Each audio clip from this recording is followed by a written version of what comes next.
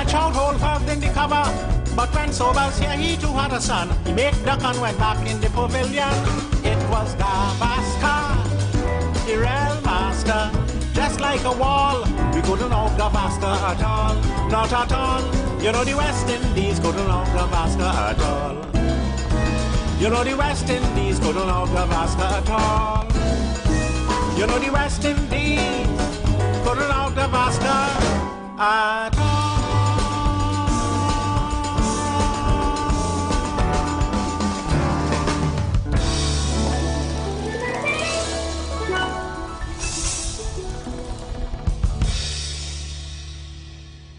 Good afternoon, ladies and gentlemen. Good afternoon to our listeners, those in Trinidad and Tobago, those in the US, those in Africa. Good evening. We are the Third Empires, and this evening we will be discussing a myriad of issues that affects the people of Trinidad and Tobago from time to time. Today, myself and one other umpire will be here. He's not here as yet, but so I will be starting the umpiring from the bowling side, I should say. But we promise to have a good show this evening.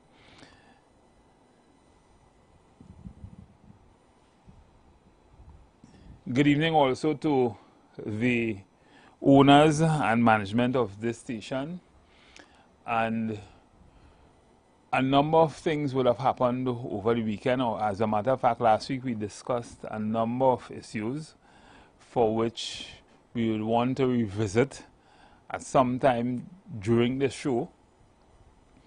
In particular, we had a particular batsman who was in the wicket on Friday.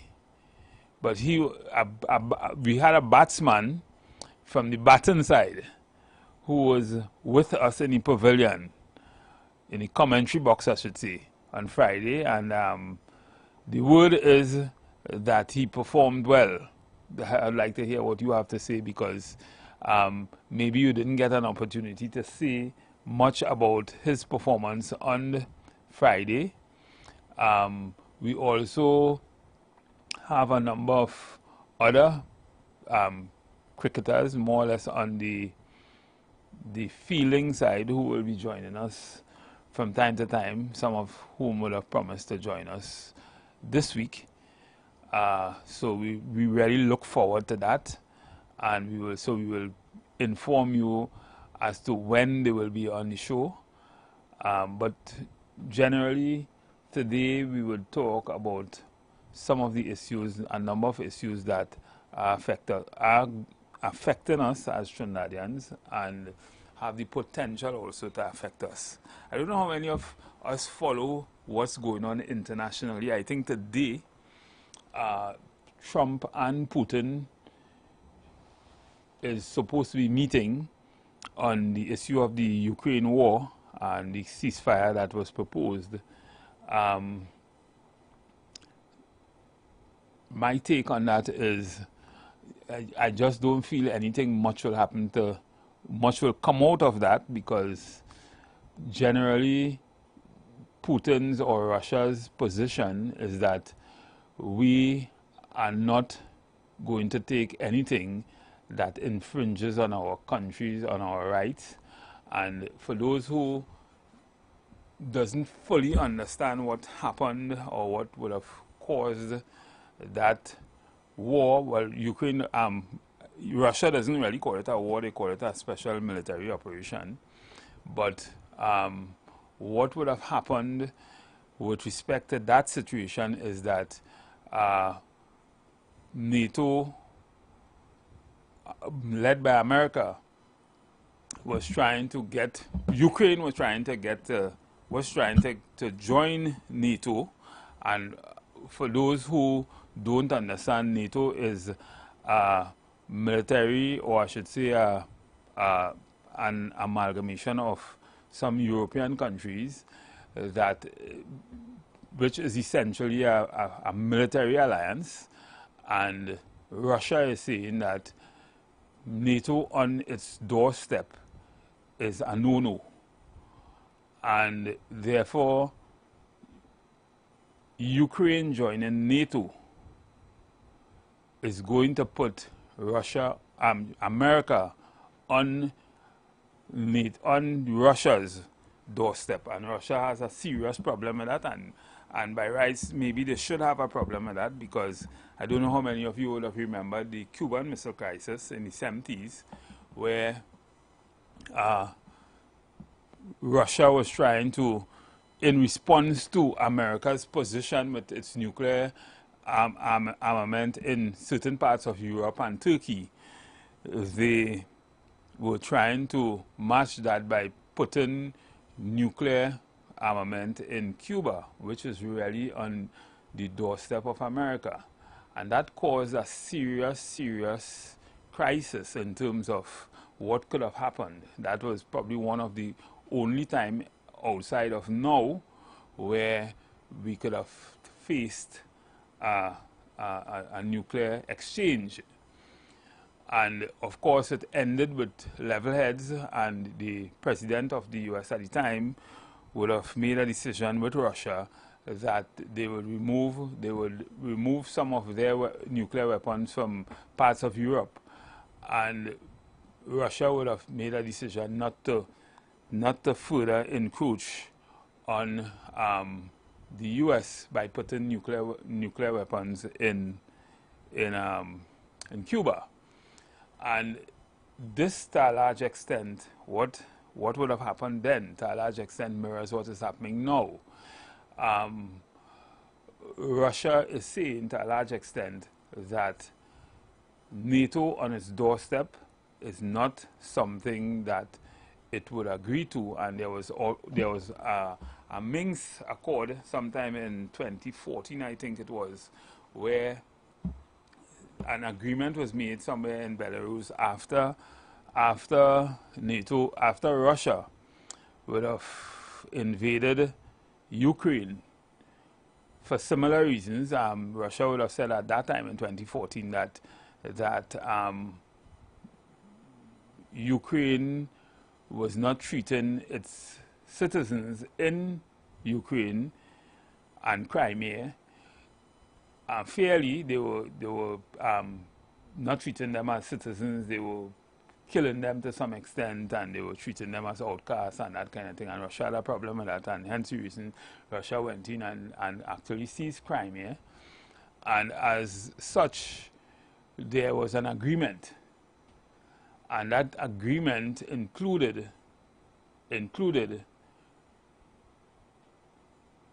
Ukraine not joining NATO. And as a result of that, with the interests of Ukraine and all the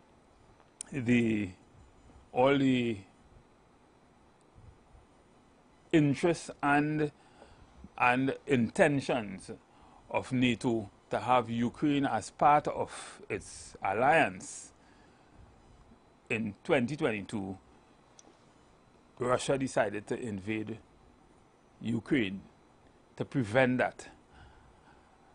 Some would say that it was a good thing to do. It was fair for Russia to do that. Some would say that Russia would have invaded Ukraine, and Ukraine being a sovereign country, Russia maybe should not have done that. The verdict is not out yet, but as we stand today, Russia is actually decimating Ukraine, and for the life of me, I cannot understand why Ukraine just wouldn't give up. But we understand also the issue of corruption and everything else in Ukraine. And what is happening today is that amidst all the attempts that Donald Trump would have made since coming into office in January to stop the war, there was no success in doing so. And I don't, in my opinion, I don't really see that being a success. What is the implication of that for Trinidad and Tobago? Well, there are other broader implications. One of the things that America is attempting to do with all the countries is that trades with by Russian oil is to put tariffs on them. And we would have heard in the last few days where first the US would have started with a 25% tariff on India, and then it went to 50% tariff on India. India is protesting. India is doubling down on their position, saying that they will continue to buy Russian oil. Not only that they continue to buy Russian oil, but they would continue, or they would have certain agreements to buy military equipment from the US that was already on the table. They will now buy those said military equipment from Russia. And that is creating some tension. Also, China is supporting India in that respect. And of course, Iran, South Africa is a little silent for now, but Brazil, President Lula has also said that he is supporting India's position. Now, all of that is creating a serious problem for the U.S. and the U.S. position in the world as a world hegemon. And as a result, we now have a situation where there is a great likelihood that there may be a new world order, and the balance of power is now shifting, especially in favor of the BRICS nation. That has implications for Trinidad and Tobago, because soon countries like Trinidad and Tobago may have to, we at this time practice a more neutral position in the geopolitics and in the world order. With respect to the U.S., we, as a matter of fact, we support the U.S. more than anywhere else. We buy most of our imports, most of everything is from the U.S. But that may now be changed. That could now change. There could be some challenge to that. If the U.S. dollar is now weakening to the extent it is doing so very swiftly, and a lot of other things, geopolitical issues are taking place in the world, which could mean that Trinidad and Tobago may soon have to take a position. As we know, the BRICS is not necessarily a military alliance, and the BRICS is more a no consideration alliance, meaning that there is really no. If you are a member of the BRICS, you don't necessarily have to be. There are no concessions. There are nothing that says that you cannot be a member of anything else. Anybody could join the BRICS. Any country could join the BRICS once they accept you. So that is one of the incentives for countries wanting to join BRICS, and that, to a large extent, is going to impact heavily on countries like Trinidad and Tobago and how we trade and that kind of thing. So that is something that we would want to weigh in on at some point in time. Not just weigh in on, but we would want to, as a country, we would have to make certain kind of decisions as to how we move forward in terms of not putting all our eggs in one basket. And that is something I would like to hear you, the public, weighing on at some point in time going forward. That being said, if we were to come back to Trinidad and Tobago, there are some really significant issues in relation to our survivability in this new world order. There are some really significant questions in relation to trade and how we do trade, how we position ourselves in the world, in the world to be accepted in terms of what can we sell, what could we trade to the rest of the world. We are a Caribbean country, was always known as probably one of the stronger Caribbean countries, not by any way the country with the most resources, because you know Guyana, as you know, Guyana is a couple of times bigger than and England, and Guyana is full of resources, right? But as a third world nation, to a large extent, they had remained very much underdeveloped, similar to Trinidad and Tobago, but probably even more underdeveloped than Trinidad and Tobago, just larger and more resources. Guyana is now moving into moving out of that. Guyana have found oil, and Guyana is now adopting a different kind of posture, and rightfully so, a posture different from the posture that we adopted. We went into the way of the Dutch disease. Guyana is planning their state out in a way that they can see sustainability even after the era of oil and gas, and which is good. We, for whatever reason, we didn't do that, and we may be getting another bite of the cherry at some point in time, but it may be too early to say that. What I am aware of is that the Baton side is making some very, very significant moves in terms of foreign direct investment and that kind of thing, and that is something I'm sure you will hear about coming soon. Persons or people, citizens I'm hearing it all the time. I mean, every time we talk, we hear that issues relating to the government being in office for the last 2 months or so, and they haven't seen any significant changes, and that is something that sometimes you have to enlighten people as to how you look at that and why these things are not happening. And we had a batsman, we had a minister, a junior minister albeit, on our program Friday, and he would have given a lot of clues as to why certain things are not happening as yet and what is happening. So we had things like CPEP in the discussion, we had things like URP in the discussion. We have a lot of issues. Friday we spoke about the jail and the prison system. Thursday and Friday, as a matter of fact, the prison system, we spoke about unemployment. We spoke about a number of things.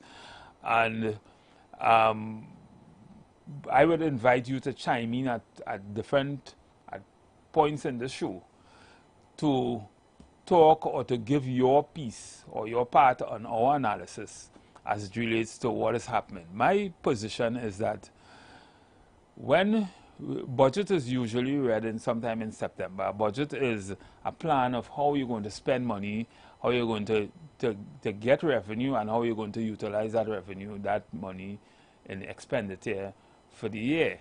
And that usually happens in September. So if we had to take September to April, the country would have had a budget with finances from September to April, well, for September to September, right? How monies are going to be spent, how things are going to be done, how you'll fix roads and whatever. But in an election year, what usually happens is that, and this is unofficial, but what happens most of the time is that the government in office will usually utilize the monies that are available to it, set aside in expenditure, draft expenditure from the budget, to fast track certain things or to make certain things happen, to fix some roads, to give people more work, to create more make work, like Color Me Orange and all kind of different things. And to a large extent, that would have burned up the money you have in the system to do other things. I'm just paraphrasing what more than likely would have happened. So with 2 months, with 4 months, I should say, after winning the election, you have that's the period between winning the election and the budget. It means that more than likely, the country may just have money to pay probably minor recurrent expenditure, like pay salaries and that kind of thing. And all the developmental work that needs to be done that money might have more than likely been burnt up. So that might be a plausible explanation as to why certain things aren't happening at this time or aren't happening as yet, and the need to wait for the budget to be put in place so that I guess money could start to run again for projects that or things that we look at and say it is not happening. That is not to say that things like roads, issue major road projects and that kind of thing, or such to say minor road projects, potholes and that kind of thing cannot be addressed. Water issues and things cannot be addressed. So we had the minister here, or a minister here on Friday, and we spoke a lot about why these things are not happening. He did give some explanation as to why it is not happening as yet. And he did say to a large extent that the budget is something that would address some of those things. But there are still persons who are saying that at some point in time, the minor things that has to be taken care of should be taken care of. I don't know what is your position. I'd like to hear what your position is on it. We dealt with also the issue of CPEP. I think that issue still haven't rest, or that issue, a position for resting, a position to bring that issue to a close haven't arise as yet. But we know what is the issue of CPEP. Now, the thing is, the word on the ground is that they're going to restructure CPEP in some way. How they do that? I mean, we have suggestions. I think I could say from a employment or a human resource strategist standpoint what could be done, and I think I would have explored that on this program already. But the government have to do what they have to do, right? And we are living in a time when there are less revenue being collected in certain areas. Some would say that is that doing by the Baton side. They did that to themselves. But the point is, the country have less revenue or will be getting less revenue, almost, that's for certain, in the next year or so. And therefore, certain things, certain austerity measures may need to be put in place. So I could very well see that CPEP may start back, probably with CPEP employees getting more money, more CPEP workers probably getting more money, but less contractors. That is easy to do. How exactly they're going to do it, I don't know. I can't speak for that. But my suspicion is that they will reduce the amount of CPEP contractors, and of course, the feeling side may have some matter to answer in court at some point in time in relation to extending a contract which some would call an illegal contract without a cabinet note or without cabinet's approval. And we all know that, or we learned that the CPEP contractors got their contract renewal or new contracts on the eve of election when Parliament was already prorogued. And I don't think CPEP, I don't think that the cabinet would have approved that in any way. We will have to know by the court will tell us that. But at some point in time, the issue was raised, and it was raised in court. And we saw in the judgment, the recent judgment, where the court asked, or the court said that the minister may have to answer some questions in relation to whether or not there was a cabinet note, because the director at the time would have indicated, and I think he put that in an affidavit, that he was advised that he could go ahead and do the contracts, issue the contracts, because there was a cabinet note to that effect. That is something that is still being percolated in the court, but is also in the public domain, and at some point in time, we will hear what the what the end of that, how that ends, right? Some would say they already know how that's going to end. I don't know how it's going to end, but that is an issue that that is an issue to a large extent that would help the people of Trinidad and Tobago understand what happened, and will also the CPEP workers or the persons who would have suffered as a result. The normal man on the normal CPEP worker who was working cutting grass and that kind of thing, he will now have to he may get an opportunity to start back working. I don't know. We spoke a lot about crime and criminality and the issue of crime and that kind of thing. And the minister, on the last day while he was here, he did indicate that that crime was down. Serious crime, murders and things was down for in the last 2 months. He did give the statistics to show that it was down.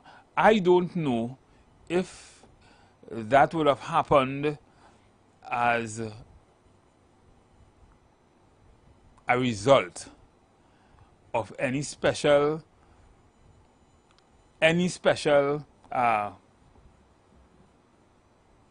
I don't know if that would have happened as a result of any special thing that the government in office or the batsmen in office in the wicket would have done, because it would be easy to say that if they would have done something, and they claim that there's no finance and that kind of thing, but if they would have done something, then they would have to, if they had to take the fame for the reduction in crime at this time, then they would have to take they would have to also feel the heat for all the other things that is not going right, and that they are saying that they need to get finance for to be able to do a budget, finance for in a budget, and therefore I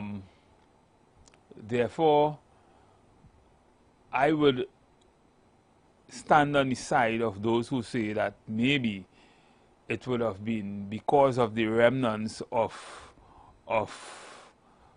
policies and that kind of thing that was put in place by the fielding side, which would have resulted in the partial reduction in murders and that kind of thing for this period. That is one school of thought, but there are other school of thought that would probably take you into thinking that maybe it is something that the government in office or the batsmen in the wicket have done that would have brought down the murder rate.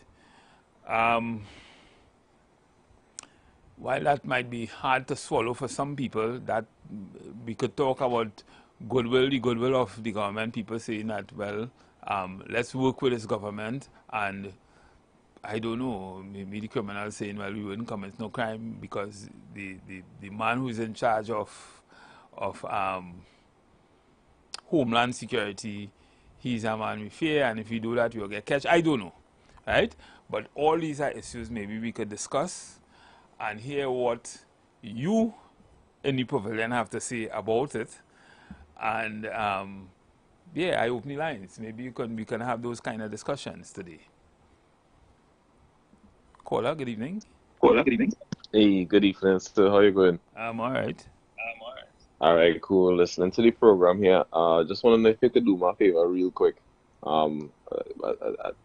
Familiar seeing CPEP persons, and as you mentioned, cutting grass, but you could tell me exactly what is CPEP as an organization and what do they do? Well, CPEP, from my understanding, was a program that was set up under the one of our former prime ministers, and that was a program separate and apart from the other make work programs. That was a program designed to train, was really a training, there was a training element of that program, because persons coming into that program were supposed to be weaned out over a period, given some kind of learn maybe to cut grass or to get into some small business where they do small maintenance and that kind of thing and get out of the program. So it was really a short kind of training program. At least that is my opinion on how it was set up before. Separate and apart from URP. URP was an unemployment relief program. CPEP wasn't really an unemployment relief program. CPEP was a program that was set up to do real maintenance work, training program in the communities, but persons were supposed to be weaned out of that. It was a short-term kind of thing, and then go into real, get the finances, resources to start up their own business in that area, and you know, do their own thing. It migrate out of the program with some skill. Yes. It didn't end up like that. Over the years, it morphed into other things where you had a lot of contractors and supported by various administrations. And it became a kind of top-heavy program because while the government was still paying the salaries and everything of these persons who were working and cleaning and that kind of thing, the CPEP contractors were paid a fair, I think it's $30,000 or so, and that was heavily weighted on the program in a significant way. So, and then it became a kind of voter bank to a large extent. I don't know if to say it was by both administration, but it became a kind of voter bank over the years, so that there was an incentive to renew the contract. To vote for a certain party. Yes. And there was also we could understand also the incentive to renew the contracts. I don't know if it was overzealousness or whatever, but renew the contract on the eve of election. You see, the field side didn't plan the business properly. So they call an election early, and then they have contracts that was coming to an end or came to an end, and they decide to renew it to after the prorogue parliament and all kind of madness. So yeah. The thing is, it really wasn't designed to be like that initially, but it turned out to be a program where persons in it for multiple years. Yes, do it for over the years and that kind of thing. Now, I'm not too sure if the workers, well, we saw what happened to the CPEP contractors and the and what the court would have indicated with respect to them. The workers itself, those who was working there for some years, I'm not too sure what kind of claim they would have, because I'm not too sure if it will work in the same way as someone with a normal person working in a 8-to-4 job with a contract. I'm not too familiar with their contract, and being renewed repeatedly over and over and over, and they been having a reasonable expectation since the job continued to exist. I don't think CPEP was set up like that. CPEP could have been stopped by any administration. Yeah, CPEP could have been stopped, or changed, or amended, or reconfigured by the government at any time.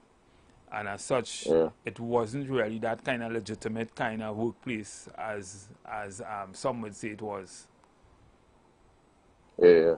Well, I mean, things like these, in my opinion, they hamper us as a country going forward for many time periods because of the cost, because of the time spent. Now, to answer more recently, what to say, the persons, the employee side, the onus is not on the employee. I mean, as citizens, you know, we seek an employment. So that would be more on the management level. And this is it. This one of the sad thing about about government.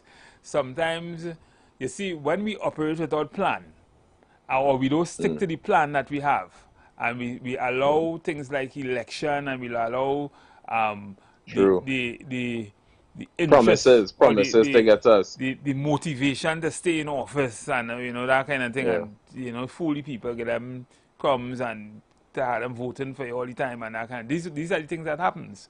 So this program, in my opinion, started off as a very well planned, structured program, you know? But because you know, remember we often hear people complain about. I mean, just take a look in certain areas, the streets. You know, persons could learn, as you know, give me a proper definition. Persons could learn how to repair corners of streets so they look professional, do painting of towns and cities, Yeah. and learn small electrical repairs. You know, quality skills. So as I close and I come up, a lot of what you reported, more so about the like junior minister. I didn't get to hear the show Friday, but I mean just one word coming to my mind, that big C word. I wonder if you could guess what that C word is. Corruption. You know, as a citizen on the outside, it's so unfortunate to say, as a citizen, you on the outside, but we really don't know what goes on in the office. You know, we hear that this was done, this report was made, this communication was made, but our persons diligently working on resolving the issues. You see, one of the things that, and I always say this on this program, one of the things that, to me, should motivate any real politician, anybody who want to come in and do the best with a nationalistic focus, yeah. is a developmental plan for Trinidad and Tobago. That will guide us as to how we you see, and it should be a 5-year thing, a developmental plan for say the next 30 years, so that and legislate it, so that every single, even if you come out of office, the person that coming in have to in a significant way follow that developmental plan. But so therefore all have to agree, or the majority because the plan was agree. The plan was designed for the prosperity of the country, not a certain sector. Exactly, not just a certain sector. Everything, every element of development in the country. Then what you would have is you would have a mission for Trinidad and Tobago. You would have a general philosophy as to how you would get there, right? And party politics and elections and all that kind of thing will take a different, I want to find the word, but it will take a different, people will have a different view on that, because at the end of the day, we are all nationals and we have a track to run on in terms of that national plan. And that plan will take us, we know where it's going to take us. It's just like what China would have done in the 40s to move out of that age of humiliation, what they consider the age of humiliation. And after the British and the Americans and everybody would have done what they did. And today, if you look at China, Singapore, Malaysia, these places would have gone through the same thing to a large extent that we went through. And it wasn't much different in time, because most of us got our independence around the same time. As a matter of fact, I think Singapore got their independence some months after us, or just about 2 or 3 years after us. I can't remember the exact date, but look at where they are. Yeah, and you recently mentioned Guyana. I think you mentioned Guyana in the earlies. Now discover oil and gas. Yeah. And I mean, we as a nation have to kind of hang our heads, you know, how you think we might look in the eyes of the other Caribbean countries that we had notable oil booms. Correct. And correct. Now and the among the, I should say, something in the vicinity of about $2 trillion. I'm hearing that figure around, but $2 trillion passed through our hands. And what if you look around Trinidad and Tobago, right? You can't tell me where that went. A man living in certain parts of Trinidad and Tobago, and I like to talk about the east, the northeast, and Toko and Maclot and them kind of places, because I know those places, but there are other places like it, like it, Cedros and all them kind of places, same kind of reality. The thing is, a person, we don't live the same kind of lifestyle. Even the man in Port of Spain who might think that he might be disenfranchised in some ways, right? He still have more and better opportunities than a man, say, live in Toko or Maclot, right? I always say, that could be, yeah. I always say a man living in, let's say, Maclot, wanting to, except fishing, not even farming. No farming takes place in those kind of places again. Nothing comes from there again, besides probably fishing and I don't know what, right? But with all that land and that kind of thing in those kind of places, a man living there who is not fishing, a family, how are they surviving? Well, you bring it to a nice point. Yes, if even he has to come, you're good. If even he has to come go to Sangigandi to get a job, what job he could get in Sangigandi?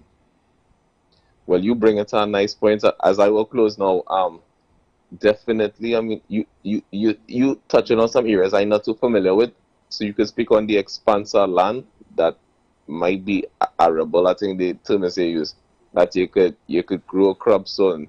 So as a country, and you're touching on the continuity plan for the country. Definitely, first and foremost, sustainability. Agriculture has to be a focus of big focus.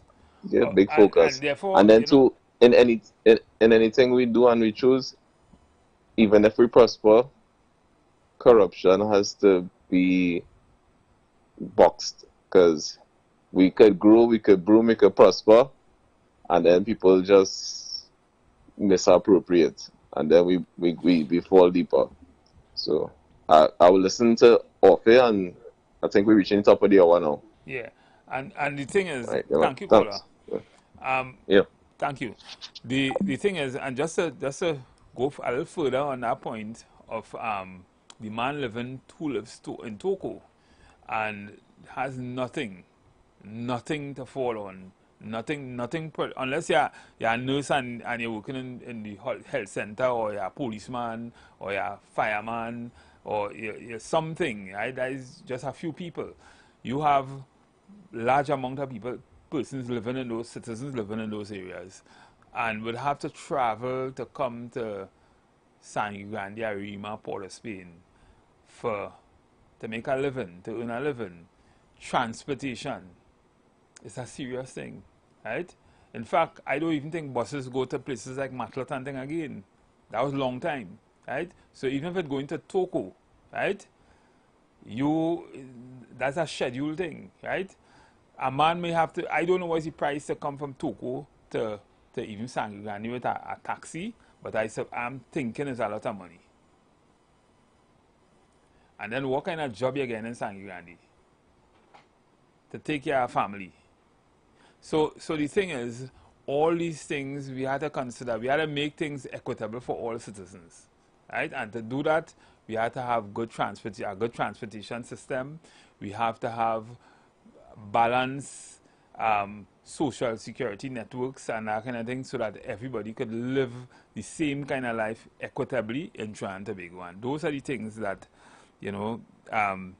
this government and any government in office must consider, right? You can't just look at the people that you're seeing, or you're just seeing in your sight. You have to look at all the people all around you. So I implore the government and those persons that are planning for the next budget to take into consideration all the people of Trinidad and Tobago and the plight they may be suffering and experiencing, to be able to just to survive. The average income in Trinidad and Tobago is about $4,500 average. I'm not going to say, well, if you look at the average in terms of quantum, you have a lot of people working for a lot of money, but you have the average person works for minimum wage or just above minimum wage. And that minimum, a person working for minimum wage, you can't really do much in this society. You can't really do much. That's about that's about less than 1,000 US a month, right? That's like the same thing what an average person in Russia probably works for, right? But we do not have the safety networks and that kind of thing that those big countries will have. We do not have the price of food, say in America, while it's high for a lot of people in the US would say the price of food is high. That is compared to how low it was before. But if a man working for the same thing that you working for in Trinidad and Tobago, and he is paying, he will buy a burger for $12, but your same 4,500, you paying almost $50 for that burger. Just using that as an example, and that to me is those are things that we have to address. We have to, so food is, the price of food is very high, the price of rent is very high, a lot of things is very high and difficult for people to continue surviving in the way that we need to survive, in the way that we need to live, right? So you might be living, things might be very good for you, but think about the man who lives in an area where you don't have water, where you don't have a proper washroom, proper food, balanced diet. Right? So we will be coming back. We're going and take a break now.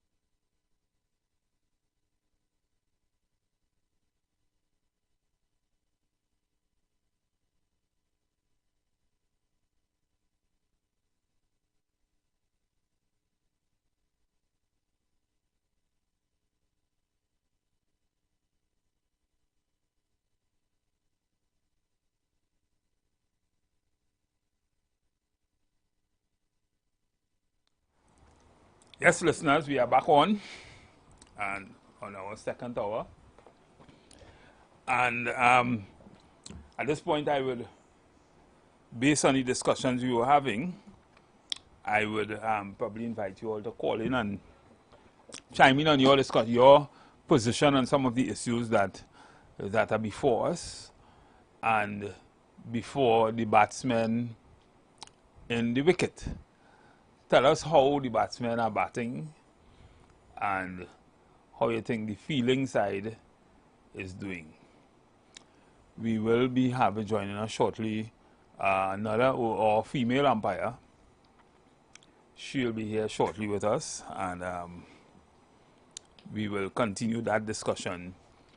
I guess we will talk a lot about HR in that discussion because she is an expert also in HR. Yeah, so call us.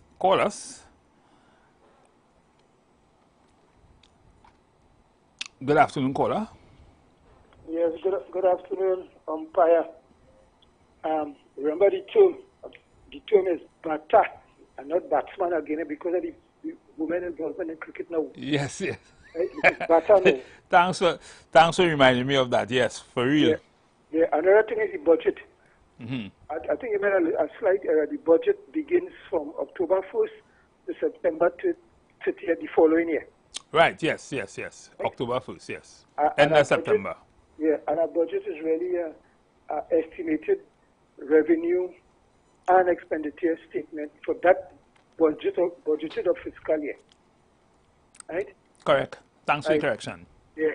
On the question of you was talking about BRICS and all this, what is happening with NATO? Well, NATO is the North Atlantic Treaty Organization. That is what the acronym is.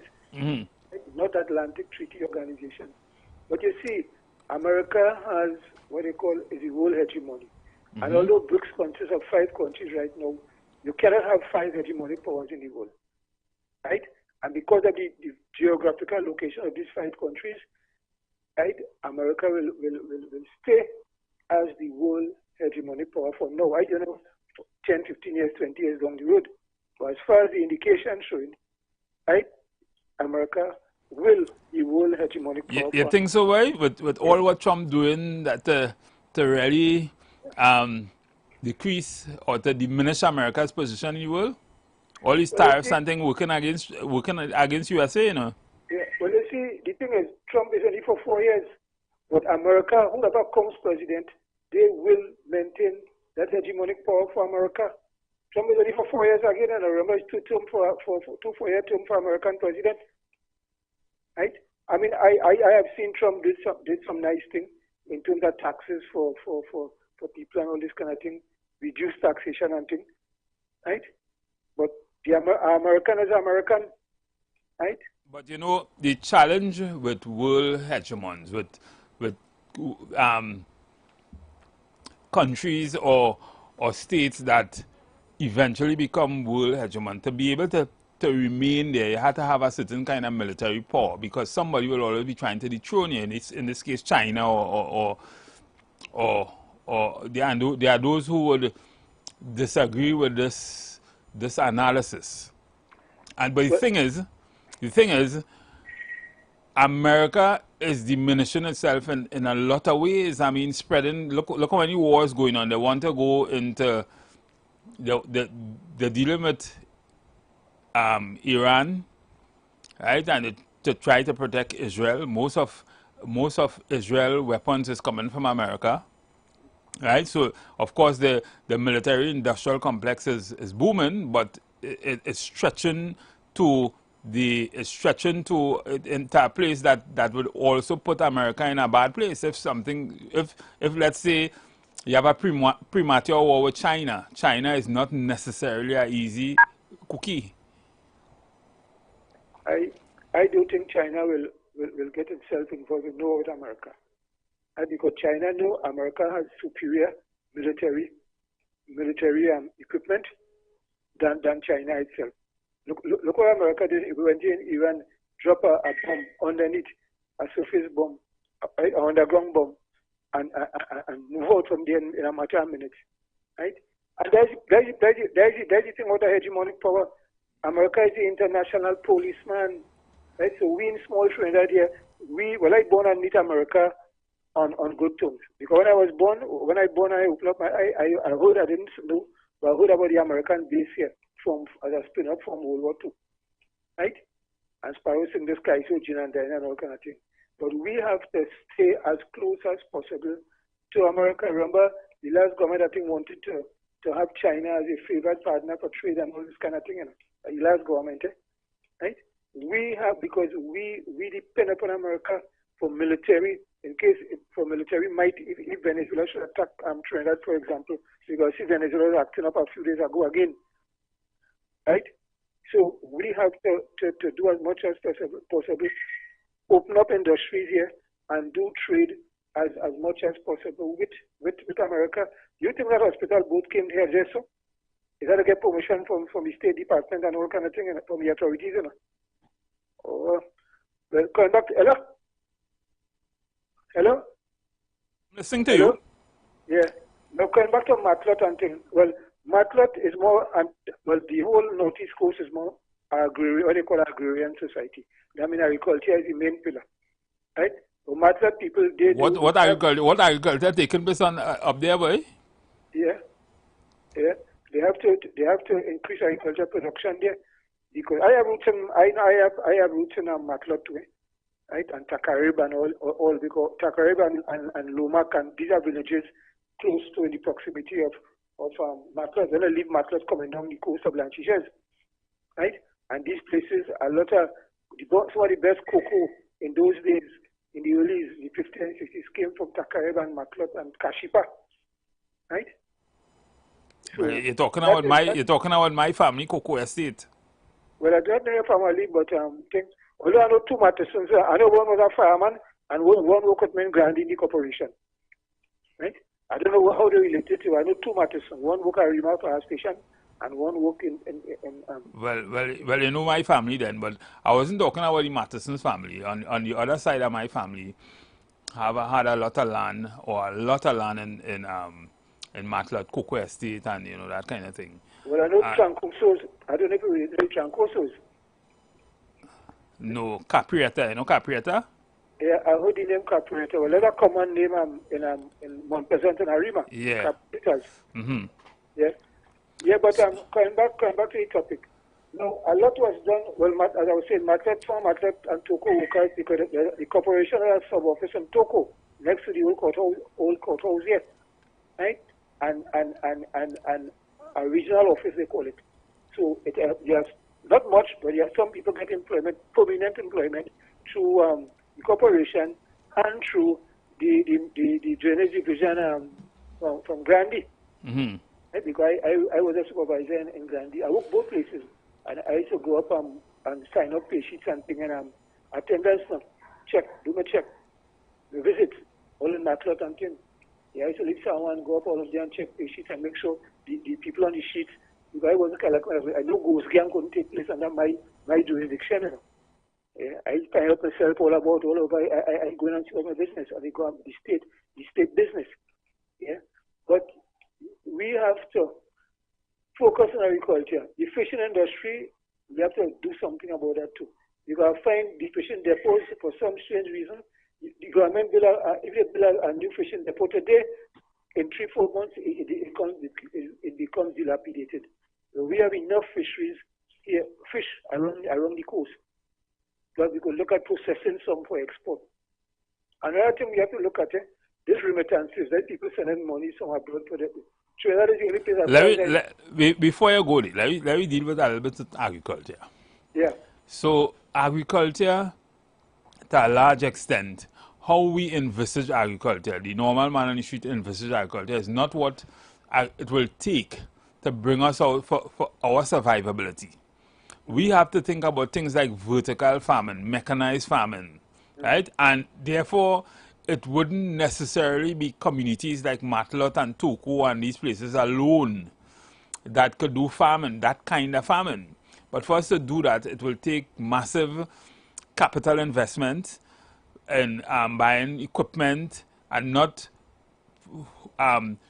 fork and shovel and that kind of thing. I'm talking about machinery to be able to do those kind of farming, and therefore those kind of farming will yield a lot more in terms of to be able to bring down the price and to be able to even export. And that is the direction we can't think about traditional farming to get us anyway. At this time, what do you think? Yeah, well, you see, we were talking about matlock and cocoa. That's why I mentioned this, because at one time, cocoa production and copra production and coffee production, when cocoa was king in Trinidad, from that area in most parts, you know, right?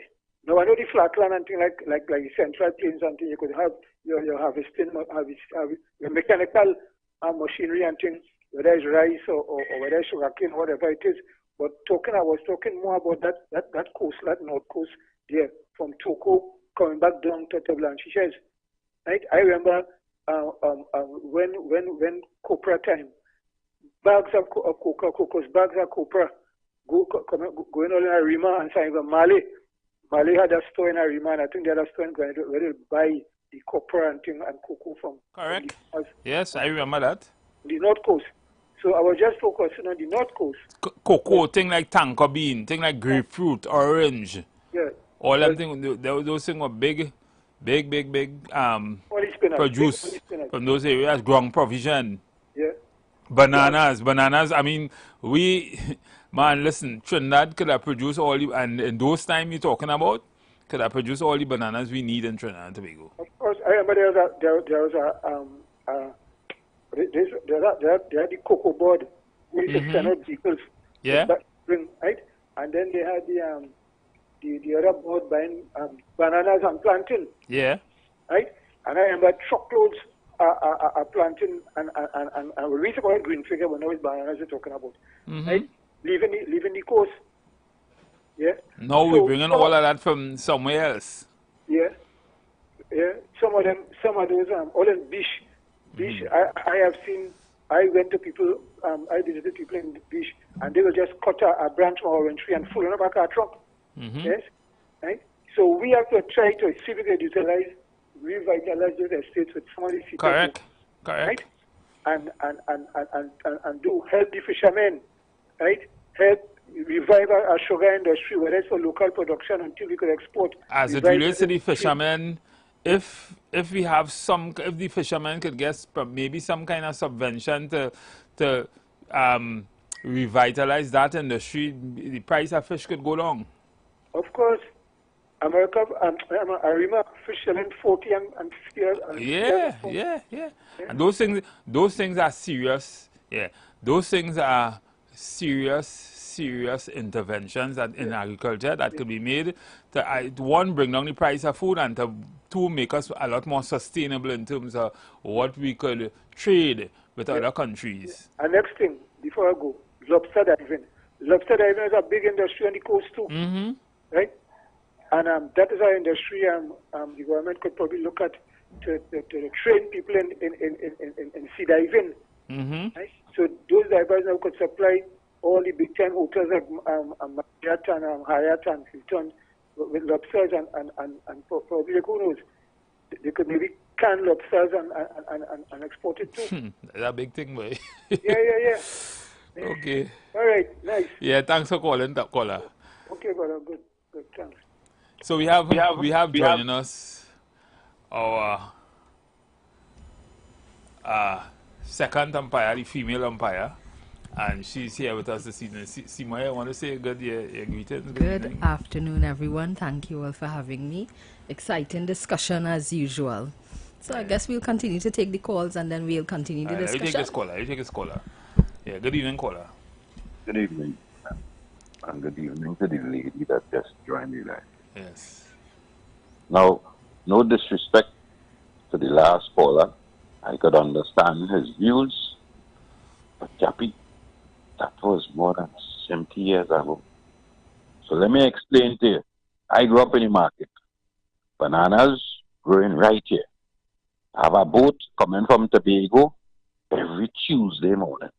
Yeah, I'm telling you. A boat coming from Tobago with peas, chenet, You name it, the boat coming with. But the man make noise in the union for increasing salary. So as the union man salary go up, the banana in the market go up. And we're going along so. One businessman realized, the wait man, I could buy bananas in our next country and still bring it here and still sell it cheaper than the man who's planting it here. You understand my logic there, sir? Yeah, I understand.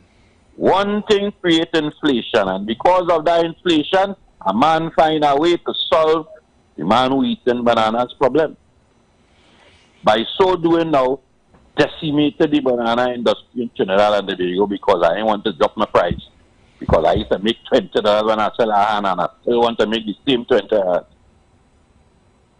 That is our problem here.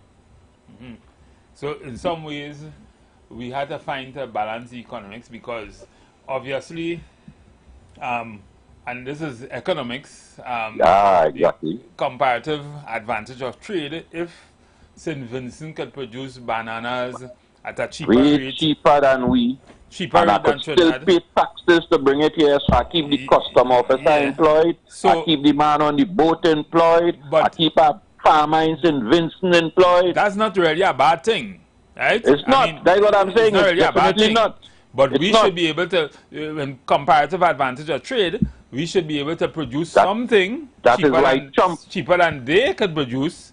Because we are larger. Exactly. So we are larger. We have more plantation. We have more land. That is what we have to find our advantage. Because of financial, you see, because they were going on. Long ago, the estate man gone. There is no more. The estate been wiped out years ago. If a man own an estate, one man he could barely maintain that estate that the master had it. But when the master had an estate, he had 300 workers. And them 300 workers was living with on the estate, in a thing called, what they used to call a barrack house. Barrack house.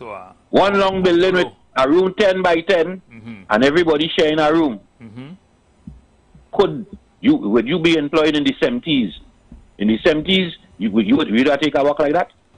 And it have a walk where you could get a walk in the road works program. It have a walk you could again in the 70s in Ministry of Health. It have a walk you could get in Wassa. Would you have taken a walk then like that? No. So that one man who ended up with that plantation, he tried to maintain that for years. And he couldn't. Because he children now become doctors and lawyers, them ain't going back there. So now the man with the same land where you talking about, uncle, a man pull up with an excavator and dig a hole in the back of it and pull out some sand or gravel. Well, I mean, things have changed with development. Things have changed. So how are we going to solve the problem that we are in today? And that is why we have technocrats, we have engineers, we have thinkers, and we have government. And you know, we just have to go with the time and figure things out. Because I heard you also made another statement. We have 10 countries in BRICS, not 5. BRICS has 10 countries. And I'm sitting on, he's made a statement, the government was going with China. That is a part of BRICS. But we invite a man named Mahendra Modi, he's also a part of BRICS. You understand? So we are in a position, we have to play a balance line. Exactly. We have to balance it. We have to be able to balance it because when you look at it... we are an independent, sovereign country.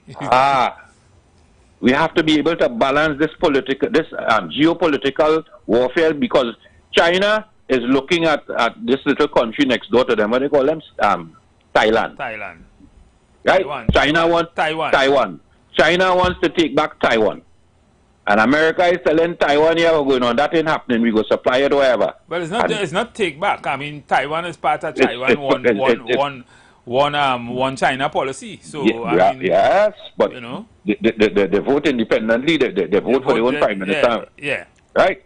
So more or less they see themselves as no part of China. You know, they consider themselves somewhat of a Europe, somewhat Asian, European.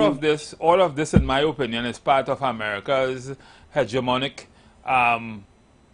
policy to create to put itself in places all over the globe and to to present itself as the world police. So, well, you see, they've been trying that, right? They tried that, and they were very successful between Nagasaki and Hiroshima. After they dropped them two bombs there, they became the world police. But they lost the Vietnam War, they lost the last war, Iran and Iraq, just recently, and the US dollar, from what I'm looking at, is if Trump don't catch Iraq quickly, is going to devalue. And he's not going to catch us. He's not catching it. He's still. Well, that's why he come up with tariffs now. Still doubling down on the things he's doing now. It will work for the US because they have a lot of investments coming in now as a result of that. Countries, Japan, and a lot of these countries deciding to build factories and that kind of thing in the US. But it's going to have but where are any people to work? Where are any people to work? Exactly. It's going to have an opposite effect eventually, and that opposite effect will be inflation. Because tariffs don't work for the people. Tariffs is more expense for the people. Citizens. It works for the upper class. Yeah. Who creates the money? Not for the man who working, for the man who you understand the point I'm making? Unless the US is planning to become a large socialist state, tariffs not going to work for them in that kind of way. That was the question just recently. That was posed to them just recently. I go to work, and at the end of the day, I just pass my hand, and the light bill paid, the thing paid, everything paid. All I just had to do is show up to work every day and make my. But then it reached a point I don't have to show up again anymore. Exactly. AI, half of these companies that you see going in America and going and build these companies, ain't going to employ nobody when I could employ a robot to do the same thing 24 hours a day where a man can't do it. Correct. Gentlemen, enjoy your evening. Have a good evening. Right, let me just take this one caller. Good evening, caller. Good afternoon to you, Mr. Matheson. Good afternoon to you, Samoya. Good afternoon. And good afternoon to your listeners. Mr. Matheson, I find your callers and them overdoing it this afternoon. They need to have some respect for the other people who are trying to get onto the program. Yes. They're just going on and on and on. Come on. Okay. And about the ratings of the government, right? I believe, based on all that was unearthed thus far, we really still haven't gotten a clear grasp or a total grasp on the state that the previous government would have left us in. Especially when you see things like the last gentleman swearing on an affidavit, the kind of what he would call bullying into taking action, right? From Mr. Alwari, right? When we see these type of actions taking place, I mean, it leaves a lot to be desired. So, as I'm saying, we yet to get a full, total grasp on where they would have left this country, because we hear all kind of promises from Dr. Rowley, plyboard factory, this, that, the other. We yet to see any of it come to pass. But throughout his whole tenure, right, he would have always visited the fact that he had to blame Kamala for something, had to blame the People's Partnership for something. After right, 10 no years. problem, but after I'm 10 looking years. at... Huh? After 10 years in government, almost 10 years, they're still all blaming. now, all now, they're probably still blaming Kamala for the reason why they lost, but we don't get past that. What I'm saying is, what is good for us in Trinidad is the fact that this new government is still consulting with the people, and hopefully they are governing with an open mind and take all that is beneficial on board and try to implement it. And it very well might be the first time that any other party more than the PNM would have lasted for more than one term. Right? So I look forward to see what will be the action of the government.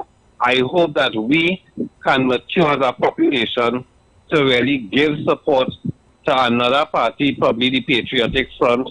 Well, I know the Philip don't join up with the UNC, but we really need a next party that is really patriotic, based on the fact of what politicians have done to us over lengthy periods, because we have seen shortcomings from both political sides of the fence, and it is just unfortunate that we still have to depend on people who would have probably done something untoward or something mischievous, but we have to depend on them to get our ruling party out of power, other than gather ourselves and put our support behind somebody who probably appearing to be the most patriotic at that time and give them the opportunity, right? I don't know when we will actually reach to that place, when we can really do like Tobago and say, well, all right, you get a clean ring out,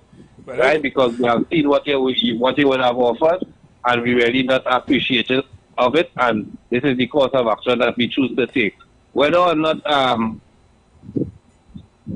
what has to happen after would be moving in whatever direction, but we must have the strength and the willpower to be able to speak in that manner to our politicians, so that they would know, okay, it's not just sit down in opposition and wait until the population gets fed up of the government, and then we back in charge again once more.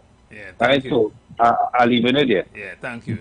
The challenge is that people would vote for who they feel comfortable with. And, Absolutely. And what happens is that if you look at what happens in some of the world's largest democracies, yeah, it's the same thing like in Trinidad. Two-party America is Republican and Democrat, you know. Not seeing any real challenge. So you have a lot of people sitting down outside and with good skills and critical thinking, and they don't get the opportunity because they can't titillate the imagination of the majority. So politicians will do what they have to do. The thing is, we, the people, have to also do what we have to do. And we, the people, to a large extent, you know, I would like to hear what you have to say, but we, the people, to a large extent, have our part to play in developing the country or the space that we are in. Absolutely. One of the things I admire about U.S. politics is how they carry out their election. You see that debate where they get to answer questions on the spot. You know, you're not reading from anything. You get an opportunity to address issues on the spot. How are you going to deal with this challenge? It would be lovely if we had that opportunity for our politicians to have that discourse. Yeah, but at the end of the day, it's still delivery. It's still one of the other. It's still one or the other, but they still get an opportunity to express their competence and what they intend to do. And people know the two parties, like in Trinidad, people know the two parties. One is much older than the other, but they have something good or bad to say about both of them. I would say that, you know, most people would say, I think the Baton side, the Yellow Party, I think they they ran a good campaign. Yeah. And two, what the licks that was put on the people by the other side, that to a large extent, of course, right, give the Yellow Party an opportunity to be in office. And what they should do now is take advantage of that. Of course. I mean, every time there's an election, a party, the ruling party, is always voted out. We've always seen it that way. So, okay, we talk about the third. Voted out. I mean, they vote out. The PNM has got 2 terms. Yes, so they got 2 terms, yes, but in terms of that shift, the shift always happens because the particular party that was ruling is voted out, not so much because the other party is wanted. That's my personal view on it. Yeah, well, that is true, yeah. So you vote out a party. Right. Rather than, and the thing is, at a large extent, PNM people would say, or people looking on would say that the shift does always take place with the PNM. Always. You know? Always. So yeah, I could understand that. But at the end of the day, Simoya, if you are Trinidadian living in Trinidad and Tobago from the beginning of time and beginning of independence, you will say maybe we really need, that is if this UNC comes in office and probably do the same thing the PNM did, or do worse, we really need another party. But we have other parties. I looked at the list. There was so many parties registered for that last general election. Okay, so there was Gary Griffith's party. Well, yeah, but all of them are derivatives of one or the other. Right now, you know, But still. I mean, you really need to hear, I mean, you're hearing some real philosophical thinking from somebody small, tiny ones. Correct. But there were still options available, is what I'm saying. They're not saying enough to tell you the imagination of the people who just vote. Because remember, you have two parties with a wide base that are more or less permanent. Nobody not going to move from that. But you have a big center, and that big center bigger than the base of the two or the other two. Right? So that upheaval had to come from that center, that base in the center that don't vote for nobody. That had to come from that. So I don't know when you could wake them up. And the last week I heard a caller said she don't believe in politics, and she don't really believe in politicians and politics, and I say to people like that, you really don't understand what's going on. Because politics is the mean. A philosopher once said that, I think it was Aristotle, politics is the means by which everything is necessary. And the thing is, need government, you need politics. If you stay out of politics, you be, if you don't want to be the chef, here what happen? You're gonna be the menu. Correct. I like that one. Right? So the thing is, we had to understand that we have to be part of the politics, because we are already part of it by circumstance, by everything. We just part of the politics. Correct.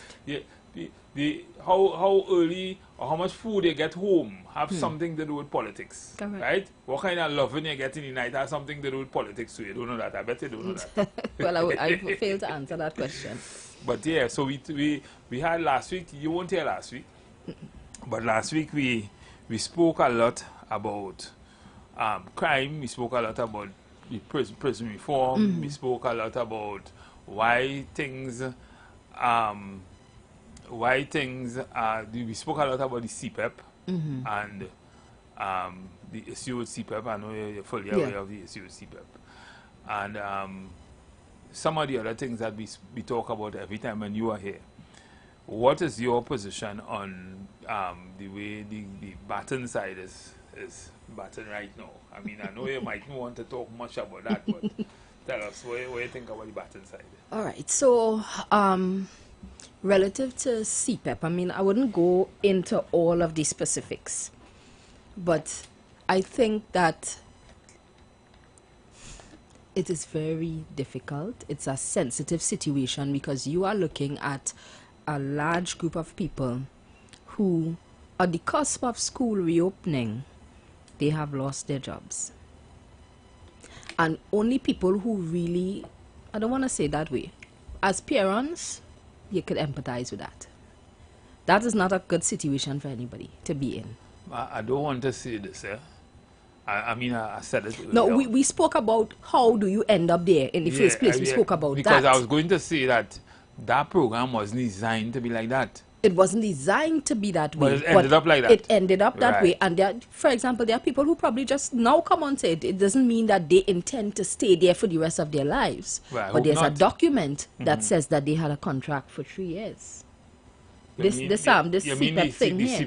Who are the contract? The CPEP contractor or the CPEP workers? I think it's the contractor, but I'm looking at that CPEP article. Contractor, you mean but you don't know what assurances were given to these people. Remember, the government is arguing that was an illegal contract. Because that contract wasn't even supposed to be a contract in the first place. Correct. Right? But I still think it could have been handled differently. For that contract to have been enforced, or to be able to perform that contract, it was supposed to happen in the right way in the first place. Right. So it became voidable because it wasn't a legal contract. For it to have been a contract, a cabinet must have approved it. So it was not approved. It still means that there's a gap. And what happens then with that cross-section of persons who are now unable to provide? So I think, I can't talk for the government, and we had so we wouldn't be able to say here Friday, and he would have hinted to certain things. Apart from the fact that the contract was illegal, that the program will come back on air at some point in time. I know about that, yes. And with that, there may be different rules or different, they will adjust it, and they have the prerogative to so do at this time.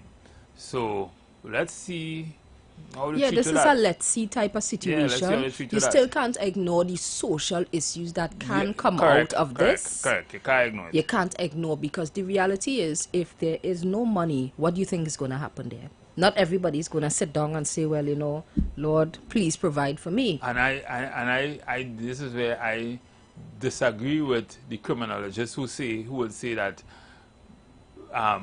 crime have nothing to do with people not being able to feed themselves and that kind of thing, or put food on the table. Last year, Stephen, I'm not sure if you remember, but there were quite a number of parents being found guilty of shoplifting in bookstores. It happened last year. Imagine you teaching So, because even you books need like to get that. you need to get the child's textbooks. Yeah. So it doesn't mean that it's not everybody may not do it, but there's some desperate person that will say, my child cannot be disadvantaged. So there's that issue. But for me, in terms of the batsman, yeah, I don't know the cricket, I don't know what. But in terms of their performance overall, I can say, in my view, I believe that they are doing quite a good job. This is my view. Even though people crying out for so many different things. So there's a lot of teething in terms of getting settled. As far as I'm understanding, this is being uncovered, that is being uncovered. Everybody will not be happy, right? But for me, I'm seeing a difference in terms of the listening aspect. They are listening to people on the ground. Let me take this call. Good evening, caller. And this is what I have a problem with. You hear, I'm not good, right? Hello? Hearing you very well. All right, okay. I have a relative who works with us, and since they shut down the operation to clean up the whole situation, this is the statement I hear he make among his friends and them. Now is the time to stand up the crime rate. That is the statement he make. Now is the time to stand up the crime rate. Now listen to this. I sit down, I listen to him talk. Maybe he might be choose, look at the people who are wrong and who are not people who will do him anything or who will challenge him based on the statement that he made. But he made the statement bold for everybody to hear. Nonetheless, I just want them to know, a lot of people out there who share that stupid view, just know that I support the law to get it out there by any means necessary. I will tell you something. This is how you know when people involved in corruption, and when they get things easy, they don't put aside nothing. Because they get it easy now, they know all the people and them all the shots, all how to call certain shots to get certain things. So when the thing shut down now and things happening for them now, this is the way they are stuck. As I say again, I support the law of the land that anybody who is disturbing the peace to get rid of all that by any means necessary. And as I've stated to you and say again, do what it is all they have to do. Whoever it is needs to be held responsible with this whole operation. Hold them responsible. Try and don't take too long with this situation. And as long as they're able to get what they need to get done, open up the system and let people go back out to work. But do what they have to do. It is necessary. And eventually, if them don't do it, nobody else will do it. So as I said, take as much time as all they need to do what all they have to do. And when I open back up the thing, let's make sure everything runs smooth and we can go have no problem. But I support the law to go after whoever it is want to tell us that they can take advantage of the society. They shut down CPEP. And what stand up the crime rate? I support the law to get rid of them by any means necessary. Thank you. Thank you so much. Okay, Next listener. person. So I just want to say that the views of the caller is not necessarily the view of the Street 91.9. 919, right? No, but So- it's a reality. It's something that has to be discussed in the context, because you're But asking you could about the understand- performance. If we are evaluating the performance of what's happening with the government, there are some pros and some cons. People have lost their jobs. That's going to aggravate a sector. But there's another part of the sector that's aggravated because of the crime.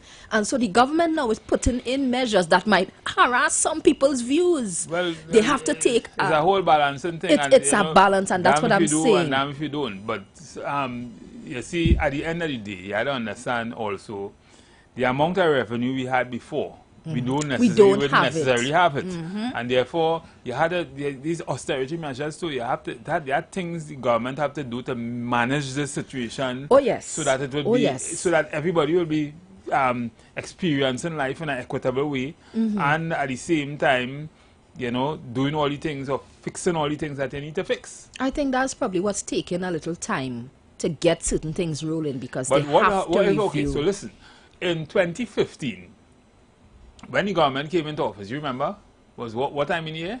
It was in September. Yes, September. So I think they had the opportunity to do a budget, and so that within a month or two they could have started, they could have been up and running in the way they were up in.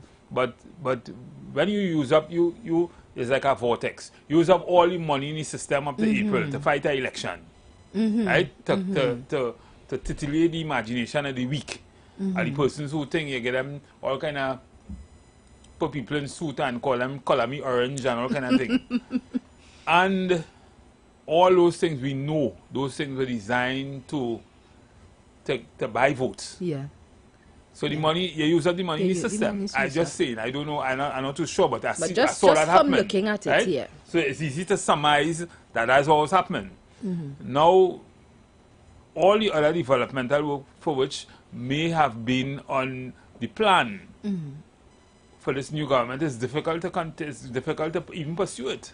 Yep. And that to me is something that maybe Trinidad and Tobago should be cognizant of. A budget will be read soon. A budget will in October, beginning of October, and then maybe we will be able to judge from there how the government is going and what they are doing. Get on about 3 months after that by Christmas, and we should be able to say, well, for sure. But at least for the general man on the street, it feels as though we may not have. You have a call coming in? Yeah, let me take this. Take the call. Yeah, good evening, caller.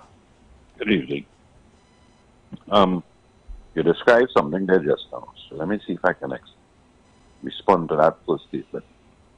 The PNM inherited 3 or 4 quarters of negative growth. That was not denied by the... And if you look at the figures back then, you would see when oil prices start falling and what the revenue was. So, PNM inherited, when you have 3 quarters of negative growth, you're considered you're in a recession. And we inherited 4. So we inherited an economy that was in a recession. They can't say that here now. Otherwise, don't tell me that already. Nobody can deny that. We inherited 4 quarters of negative growth. That's a recession economy. And inherited a 14% payment to public servants that we went and raised the debt ceiling to pay public servants. The 14% was promised by the previous administration. They don't have that issue. So let me raise the issue with the CPEP. You know what President Minister said to us where he got that information from to say that something went wrong? He had a press conference last week. What you would call, after the permanent secretary is what? Junior permanent secretary? Deputy. Right. Deputy permanent. He said to us that the deputy permanent secretary came to him and said, this is what happened to this contract, that this contract by CPEP was illegal. The deputy permanent secretary tried to ask and said, why not the permanent secretary? So, all right. But then I hear Alwari response. Alwari response stated that in 2017, it was brought to the parliament that the CPEP board has the authority to give out contracts without parliamentary approval. I ain't hear the minister respond to that and say that what the former minister said ain't true. So caller, let me stop you for a second. So then why, if that's the case, if Walwari knew that then, why then did he, and this is an sworn affidavit, why then did he give the impression to the man in charge of CPEP then that the cabinet had approved it? He didn't have to get cabinet approval, why did he give the impression that cabinet approved it? Why did he put out that then? I don't know. And well, that's the question you had to ask because I am because the court asked that. He has to but the court asked the cabinet approve it. Nobody can answer that neither because their response is that. But that is why if you listen to the court decision, the court sent everybody back more or less to mediation, you know. Yeah, but the technically there is no ruling for say on that matter. But the court did say that this might be a question for the DPP to go to the DPP also. Well, all right. So therefore, that's why the man respond to that. So if that was the man respond, right? Therefore, the minister had to tell me, because he's supposed to have that same document. The minister now had to tell me what Al-Wari saying, because I don't know. The minister had to respond to me and tell me what Al-Wari said ain't so. And show me the document where Al-Wari saying, with 2017, with CPEP had the approval to grant contracts. But it brings me back to another question. You say we don't want to make CPEP a race thing. And here where the argument is there. And when they got into office in 2010, CPEP had 20,000 workers. And we have to understand when CPEP was formed, and Mr. Manning said it, the man who inherited CPEP, which is Rulal Munilal, said to us in the parliament before they got into office that CPEP workers was only good to painting stones. And demoralized our program. Where when it was launched, they was advising people in their community, do not take part in that. And when they got into office in 2010, he increased 17,000 more. So his term, he moved it from 20,000 to 37,000. Because he formed a company called CPEP Marine. Right? So the PNM got into office, didn't send home nobody who had a contract, or they keep all the contract, and then we eliminate CPEP Marine. And we take these same contractors and we put them to work inside their communities. Might be a little smaller because of the bill. They tell me, the Minister of Culture, that they have a $9 billion deficit. So I tell myself the only way to solve this problem, the quickest way, is the largest expenditure I have every day, which is CPEP. Forget your normal expenditure, but CPEP is one of the biggest drain that, as they tell us, that people only cutting grass and we ain't getting nothing. But it has come home to bite them, because the same man who was in charge in 2015 when PNM got into office and did what I had to do, tell me, this is the wrong school time. And how you go send home school people with books? Same argument that we have now. But about the same poor people, we had that same argument then. But caller, you know, I agree with you.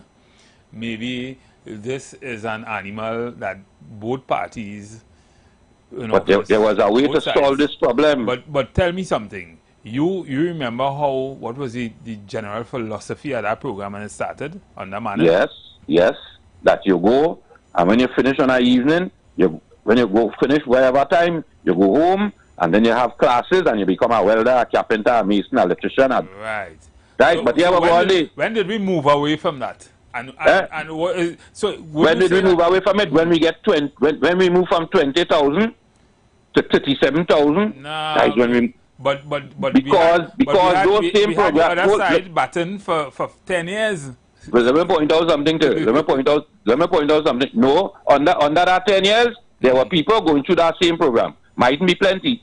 But under that 10 years, they ensured that what the program was set for, people went and take part within it and advance themselves, even some of the contractors. So then why we having a problem then? It's a simple issue, because here we're going on. If they say PNM do nothing for black people, and they say most of the people that are working by CPEP is black people, well, I try to keep them employed for the next 3 years. Most of the people working in Trinidad is black people. I'm telling you, but that is not my argument, and this is the conversation out there. This is what they are saying. Most of the people that are working CPEP is of a particular race. So if the PNM do nothing for that race, I am simply saying, well, that's why we extend the contract. So that here we're going to let it eat our food, because now, them same poor people at the UNC said that PNM do nothing for, was hungry and suffering and starving. What is their position now? Has it changed? It's gotten worse, because they didn't have a job today. Enjoy the evening, gentlemen. Thank you, caller. Yeah? So this situation, let me take this call. Yeah. So this situation with CPEP, I mean, this is becoming a very, very contentious issue. Of course. And you know, we just had to. I mean, every time our government change, we have issues like this coming. Yes. And this is why I always say maybe we should just have a larger overall philosophy for Trinidad and Tobago, to govern Trinidad and Tobago. Yeah. And you and I will know that planning is key. And let's start planning for the next 20, 30 years down the road and how we move. And therefore, things like CPEP and all these things would be short-term measures to have some kind of long-term effect down the road. Good afternoon, caller. Yeah, good afternoon. Sorry to disturb you or interrupt your conversation. I don't know, you see, when we speak sometimes, we speak from facts, a position of facts. And we can't be jumping from one to the next and all over the place. You're dealing with the CPEP issue, you're dealing with the whole question about those workers who are out of a job today and who we fear may be living under very tight or strenuous conditions. And so we deal with that. I cannot see, when you talk about, when you talk about, we expect, what is expected is, yes, the government needs to deal with it with some measure of alacrity because of the conditions that those CPEP workers are faced with. But I heard the caller said about there was some note, some agreement or some decision made sometime in 2017. But I read the papers, I read the newspaper, and there was a commentary with respect to what transpired in the matter. And when asked about, he said, one of the witnesses who gave testimony in the matter before the court, that person said that, yes, they were given in some conversation that they got the all clear to go ahead and recruit people. But when asked about the cabinet note, he said there was a cabinet note that was circulated or circularized for whatever it is. But when asked about the note, correct, he said he can't find the note. Correct, and this is what I'm saying. So even if you say that it was already approved that CPEP could make the decision. Where is the note? Exactly. He can't find it. He said he couldn't find the note. So what? I mean, we're trying to bamboozle. What kind of nonsense is this? So anybody could see. They're just wasting time. And you have some callers again. I deal with the facts. I deal with, what is, we consider the operating statement within the proceedings of the matter. I'm not concerned with running here and who this and who Indian this and who African this and all that. Deal with the facts in the matter. And I fed up with this kind of thing, this kind of low talk we went on for all 5-10 years ago with this caller. I'm sorry to take your program to that kind of way. It's irritating. Thank you. Thank you, caller. Yeah, I mean, we had to look at the facts. We had to look at and that's simply it. The facts are a process happened that wasn't supposed to happen, or it missed some steps, and the effect of that is that some people are now on the breadline. We all agree that CPEP, this caller calling for a while. Caller, I'm going to give you a few seconds because we're going to take a break shortly, but let's say. Yeah, no problem. Very quickly, I really like how you engage the second to last caller because, I mean, I don't understand. Just to support your party, you're coming and try to fool people. If there was nothing wrong with the manner in which the contract was given out, then rightfully, why did you give the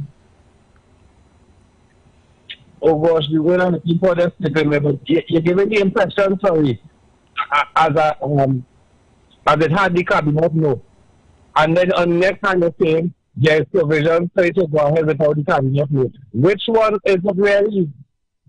And then you have the supporters of your party coming out and just running with that rubbish. Not asking the question that you rightfully asked the last caller. Which one is it? Caller, you'll have to call us back. All right, caller, so we're going to take a break now. No problem. And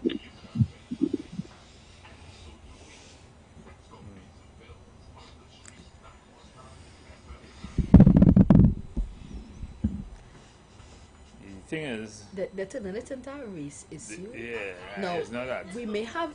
You may watch a pattern and see this is how it's been over the years, but you have to be careful using a race issue with this. The facts are that a contract, something happened here. No, in truth and in fact, both parties use that thing as a fucking slush fund kind of thing, both of them. Both of them. But the thing is, what we had to understand is that at some point in time, somebody had a belly cat bird. Yeah. And that's what Yeah. happened. Maybe, I don't know, UNC probably genuinely trying to fix the system. But You for, see? that's what I'm saying. For me, it seems like you're getting a little progress on their end. Hey, Shannon. Hey, girl. Hey, what's up? Okay, done. They're back.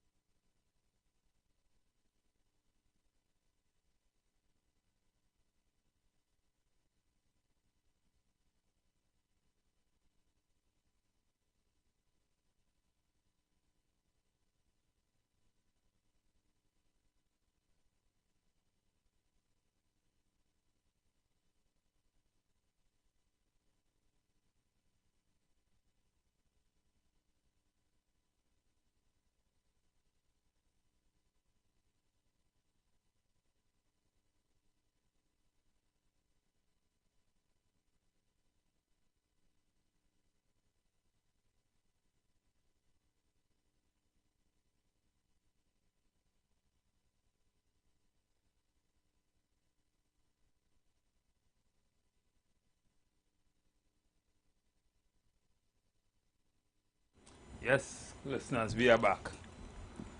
Yeah, we are back.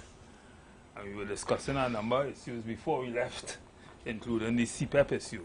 The guy can call back if it's anything. The person was So talking the before. person who was talking to us earlier on, just before we got cut off, before we went on the break, maybe you can call us back so we could continue with the discussion.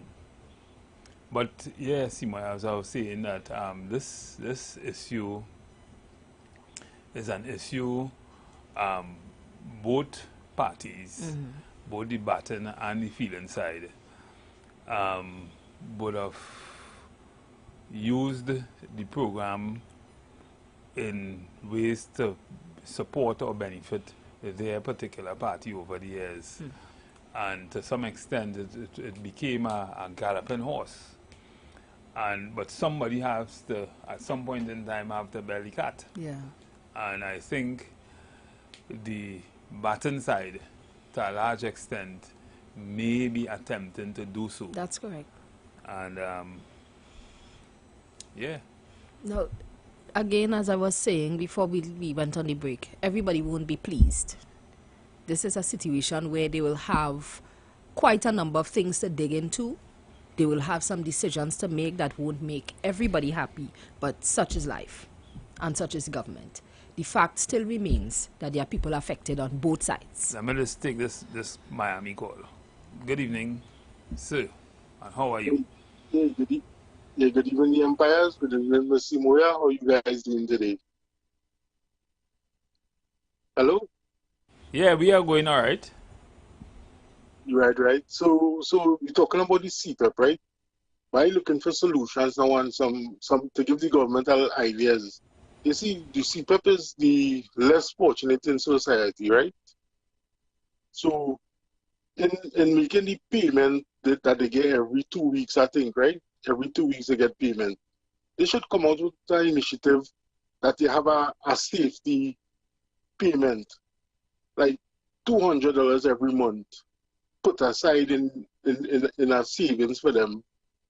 So let me say two for every fortnight, so that's 400, so that's almost 5,000 for the year. And in case of problems, they could access that money to deal with it because they are the less fortunate. So anything happen like what's going on now, they have a little small nest egg they could fall back into. And it's something that they should consider. That's another good suggestion. Maybe those listening in who are the decision makers could probably consider. Because, they are the less fortunate and they make minimum, I don't know where's the salary for every fortnight, but it's something that they could look. And I like the conversation with BRICS. You see, a lot of people don't understand what BRICS really is, Although BRICS, they join BRICS. The people who are involved in BRICS could still do business with other people outside of BRICS. Correct. And that don't understand that. Is a no condition relationship. Relationship, yes, exactly. Which is different and apart from, say, NATO. Yeah, exactly.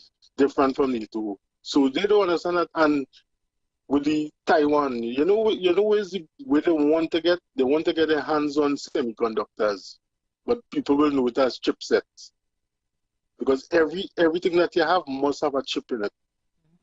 And this what I think your government, what I think the US is trying to do, is they're trying to transfer the technology that is in Taiwan with the chips to Silicon Valley, and I think after that is completed, Taiwan will become another Ukraine. I think it will become another proxy, and that is my opinion. But I leave that for the commentators to talk about. Yeah, and you know that Intel want to leave, right, and come out. So, but that's a conversation for next time. But so that is my thing with CPEP. You see, the government going to restructure it, and you need to train the workers. You see, they can be 10 years working in CPEP and they don't have a savings. That makes no sense. So if you finish work, CPEP. But I don't think that's let a me say, responsibility of every worker, though. Every worker who was working in any part of the world, part of a percentage of your earnings should be put into some kind of savings or some kind of thing, so that at least you could have a 3 to 6 months reserve that you could fall back on to pay yes, some bills should something like this happen. You don't think so? yeah, and that's what I'm saying. So I find it, how come they do have a savings, and I hear some of these workers working 2 and 3 years on contracts, and and then they say they're doing this and they're doing that other job, and they do have a savings, and that is something we need. That is where you come in, and Mr. Moya, you have to teach them managing money. A lot of people don't know how to manage money. And you see, there's a whole lot of training we had to do to get out of this mindset. Now we will continue blaming this one and blaming that one. But let me be honest, Mr. Matheson, who really gonna get locked up? Look at the incident with EMBD. $1 billion spent and nothing. Who's accountable for spending that money? We open an airport in Tobago, but it's not really open. Who's responsible for that? They open a wing in the hospital, but it's not really open. Look at people lined up by the ship. And this is what people have to be held accountable for. And this is something that we need the Constitution to change, because if we continue going on this path, look at Uganda. Uganda now strike gold, You know that, Mr. Matheson? Well, the thing is, as I say all the time, what we need in Trinidad and Tobago is to stop planning for 5 years in office, but to plan Exactly. for a future. Plan for Trinidad and Tobago. Don't plan for UNC or PNM. Plan for Trinidad and Tobago. But to do that, you have to have all 41 or the majority of them saying, yes, this is what we want to do. And then put it in legislation, so that at the end of the 5 years, after you have the election and you have all your fanfare and whatever, you come back and knowing that you have to follow, you come back to follow the developmental route that you would have set, or that the parliament would have set over the years. And to me, that's the best way to go. That's how Singapore went. And some people, it will be difficult for some people to even comprehend that maybe is the way to go. But that, in my opinion, is the way to go and solve all these problems. Yeah, exactly. And Mr. Matheson, I may be being optimistic here, but I believe Trinidad have one more oil boom. But the question is, will the current party be in power when that oil boom comes? And that's the question. But I believe Trinidad have one more oil boom. So let me hope for the best. And after the UNC do the first budget, I believe we will have some changes coming, So, all right, Mr. Matheson and Mr. Moya, look on this end. Yes, a lot of people are very optimistic. With that, we will look on and see. Good evening, caller. Yeah. So the thing is, I mean, when we look at development in Trinidad and Tobago to a large extent, the way we plan in Trinidad and Tobago probably is the reason why we have any kind of problems we having. Because we don't plan for long term, we just plan for 5 years while we're in office, and after that, everything else fall along. Good evening, caller. Sorry to call again. Mr. Matheson, with respect to the agriculture, I am waiting to see a plan from the Agriculture Ministry with respect to what they are going to do, right, in terms of redeveloping or probably revitalizing the agricultural industry in Trinidad and Tobago. I read some articles over the weekend. I read from Indira Ram, I think it's Sajawan and Ariano Brown, and all these people, Roger Hussein and all these people. And what I'm saying here is this, is that they identify things like cocoa, soursop. I think Shajua already spoke about that. And she spoke about other crops that marketable on the outside that are in demand internationally. And I trust that the agriculture, I mean, that is just a few they may have mentioned, but I'm waiting to see what plan, because you have a crime plan being put out by the government itself and also the police commissioner. The Minister of Trade, he did in fact put forward a plan. And I know you can't, as you said earlier on, you can't build a house. In fact, it's difficult. It's challenging to build a house without a plan. And therefore, the palace state that we are in now with respect to agriculture, I expect to see a plan. That is because you see, the thing about it is that you have to give people hope. You have to, because people, this is what people are looking forward to, because you have, as we said, we have limited foreign exchange, forex.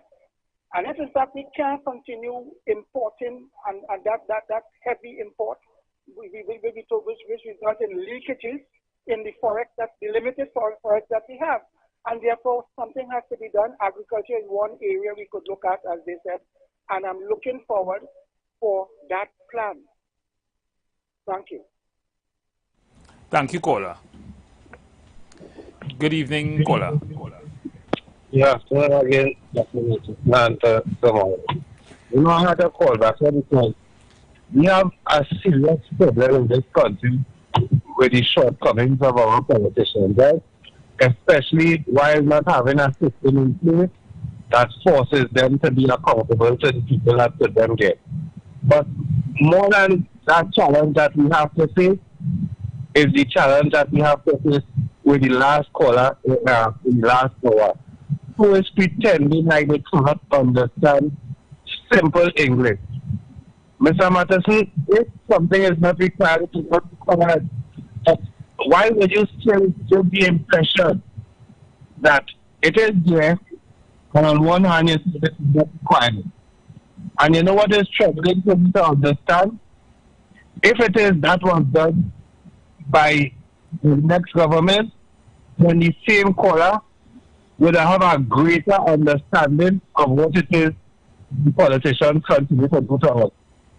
Because, I mean, it's clear for anyone who have arithmetic and a little bit of understanding that there is something untoward in the matter when you put in forward two different lines of defenses. Is it that it doesn't require the approval for the cabinet, or is it that it actually had the cabinet approval, which it was trying to tell to Eddie or Edwards or whoever it was? Mm-hmm. We need to be honest and stop with this party politics and just going deeper down in the rabbit hole, all just to support your political party or your political people, while Trinidad and Tobago gets nowhere. And it's we the adults who continue to partake in this kind of rubbish, why we stuck in this ping-pong politics, unable to get what is best and beneficial for everybody in the country, because politicians are fully aware that regardless of what they do, they have their base who is willing to turn a blind eye and support it. That is what we stuck with in this country, and it is all being perpetrated by the adults. What example are we setting for the children and them to see the wrong and call it all kind of different thing because of who is doing it?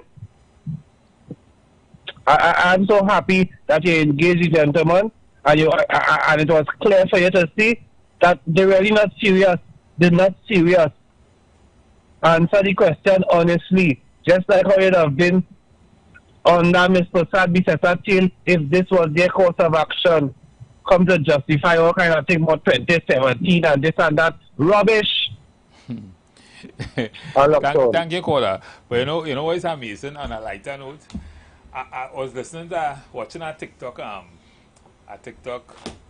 presentation by someone who said that the man who we call Harry, but who I don't know if it is he does call Harry back, by the way. But the man who fingered in this whole CPEP thing, there was not checklist of the things that he had to have. So they say he have a toothbrush yet, you had to get soap, you had to get shampoo, you had to get, you know, certain things, because it looked like he might have to answer some question that could put him in the next place. Oh my God. I just said. Court of public opinion, once again. Yeah. But, you know, the thing is, the court would have ruled on this already. And the court said something. Let me take Mr. President.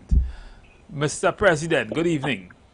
Good evening, I'm Stephen. How are you doing? Yeah, it's been all right. Good evening, Miss Simoya. Good evening, Mr. President. What? Simoya. Yeah, Simoya. I've been right on here, but I'm not home with my books right now. So. All right, Mr. Prezi. Yeah, I feel minded here right now, just listening to you. But I want good afternoon, Trinidad and Tobago too. And well, I hear you say something earlier on, Stephen.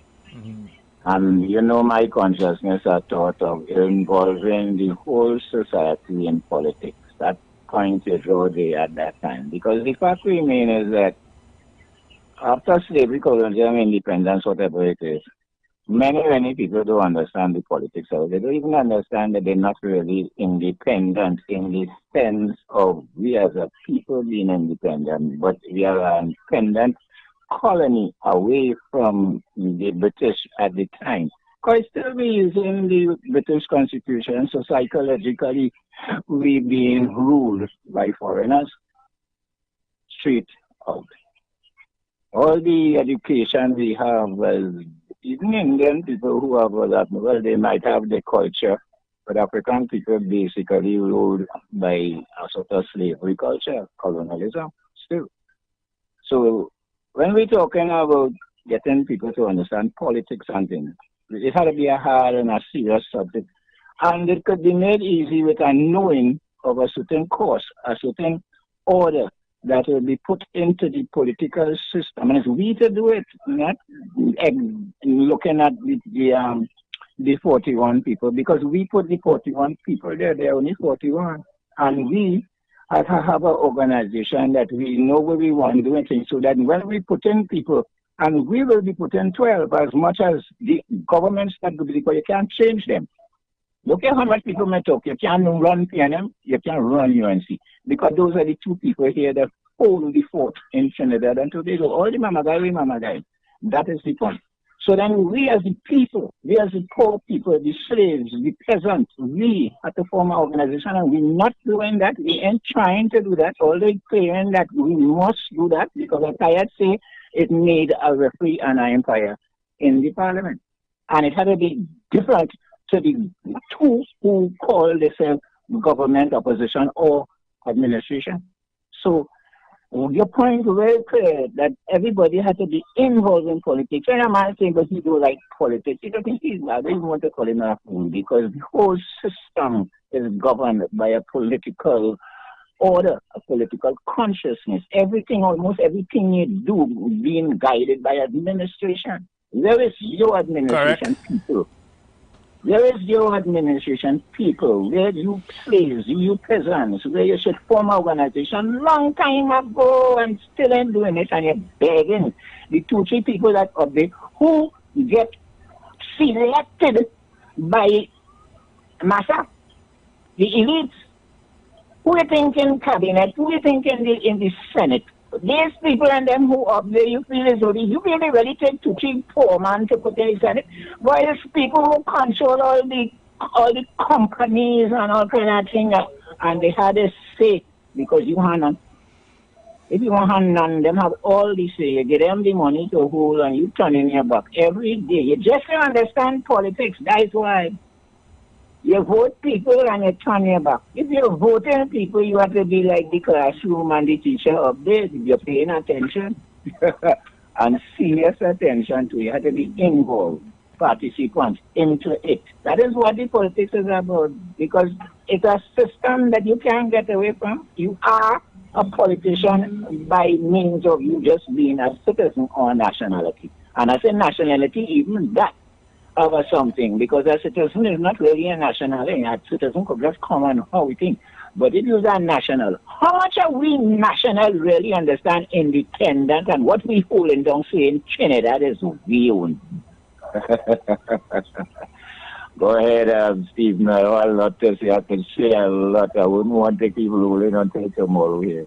So I just put on a whole line. We have to wake up. That organization I talk about, if we could get to understand it and move forward, we hold the people into our order. They would like, because if it have a course and everybody going on the course and everybody have an order, they will like it. I believe that and I'm sure that, because then you have what they call a vision. And if you work your mission to it, then we have something. People ain't doing that yet, and that's the problem. Right, and so thank you, caller. And that to a large extent is, in a nutshell, what how we should be approaching this whole issue of politics and political persuasion and that kind of thing. The thing is, politics, as I would have said before, politics, in my opinion, is the means by which everything is necessary. Everything revolves around politics in some way. What we don't know is politics is politics. You go to the shop, the price you pay for things have something to do with politics. The grocery, the wherever, right? Everything.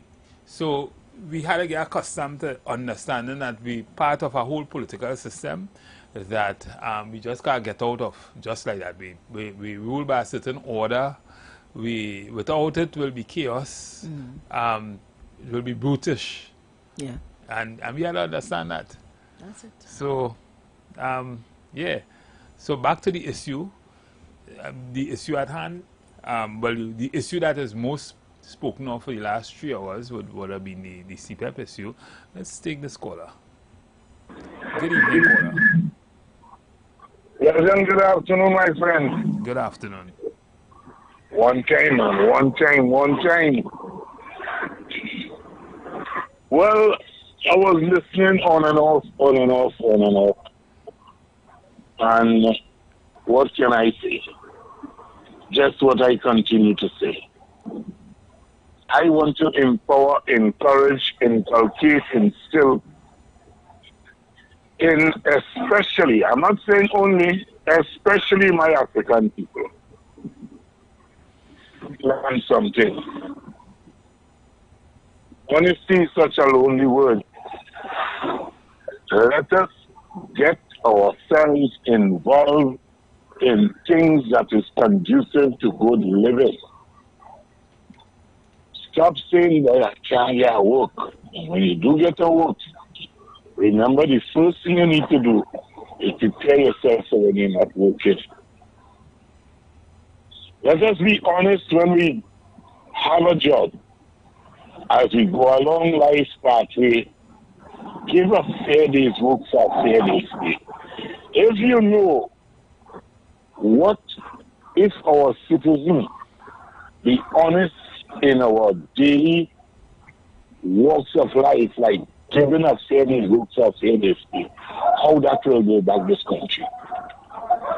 But everybody pretend, everybody wants to play secret.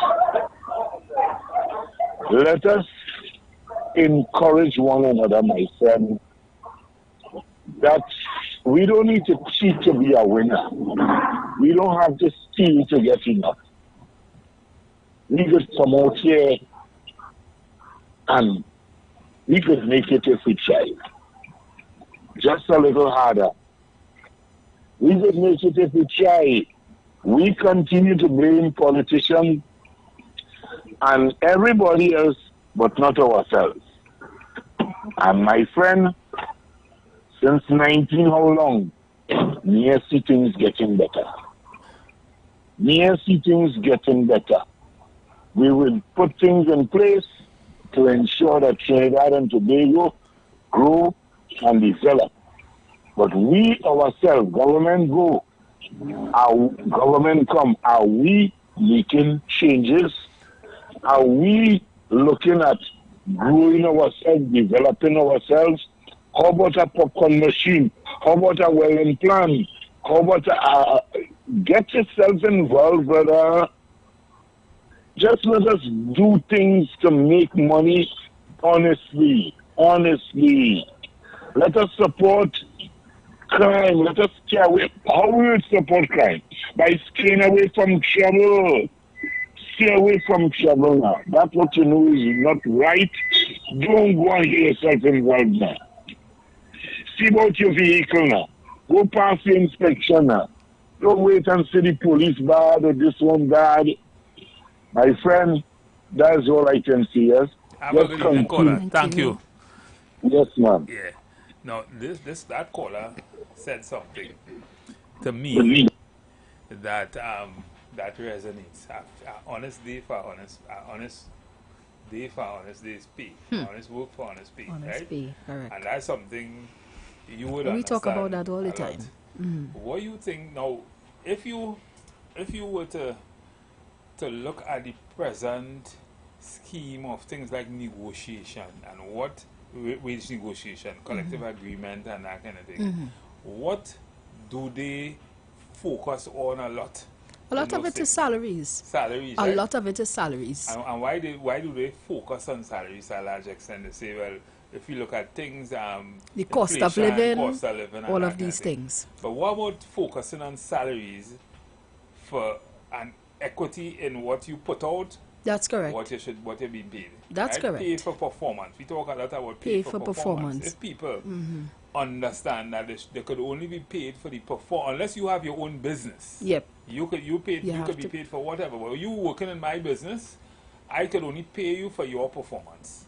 Correct. And that is something, and according to the gentleman, that is something, if we just approach life like that as workers, correct, and as everybody, then things might be a lot better. But the question would always be, what is the right pay for the performance they're giving me? And that is where employers also comes in, because employers has to be fair and equitable also. Correct. Right? So you can't think that you will just work my tail out all the time and you want to pay me anything. Correct. Right? You have to pay me something fair, equitable, and decent for the performance I'm willing to give you. And all of that are things that has to be addressed. But what makes that, I mean, without laws, without order, without policies, without all these things, life will be brutish. Yeah. So we saying this here now, it must have some design rubric or something for that to happen. But I am thinking, even if the government don't do it, that is something that has to be done, and that is something that will encourage or increase productivity to a large extent, because people will know, if I want more, I have to work harder. It's just like a man with a private business, you're pulling bull. Yeah, right? You have to work for your wages. You have to know if you want to make XYZ amount of money for the day. You have to work harder. You have to drive a little more. It might cost you a little more in gas and parts and that kind of thing, but that's your cost. In terms of the public sector, I think the issue we have is quality of service, because, I mean, I wouldn't want to bring this issue into the conversation, but that issue that happened where the child died in the hospital. That is an issue we had to talk about. That is an issue by itself, because it speaks to, if you listen to the parents' conversation and the things that would have happened. Yeah, I was listening to that over the weekend, and that reminds me it so speaks much to a high level of negligence. So what is done, what is usually done, and I'm sure these parents aren't the only ones with this issue. What is done when we have these high quality mistakes? No, okay, so we have to be careful. So I'm saying we don't want to bring it in.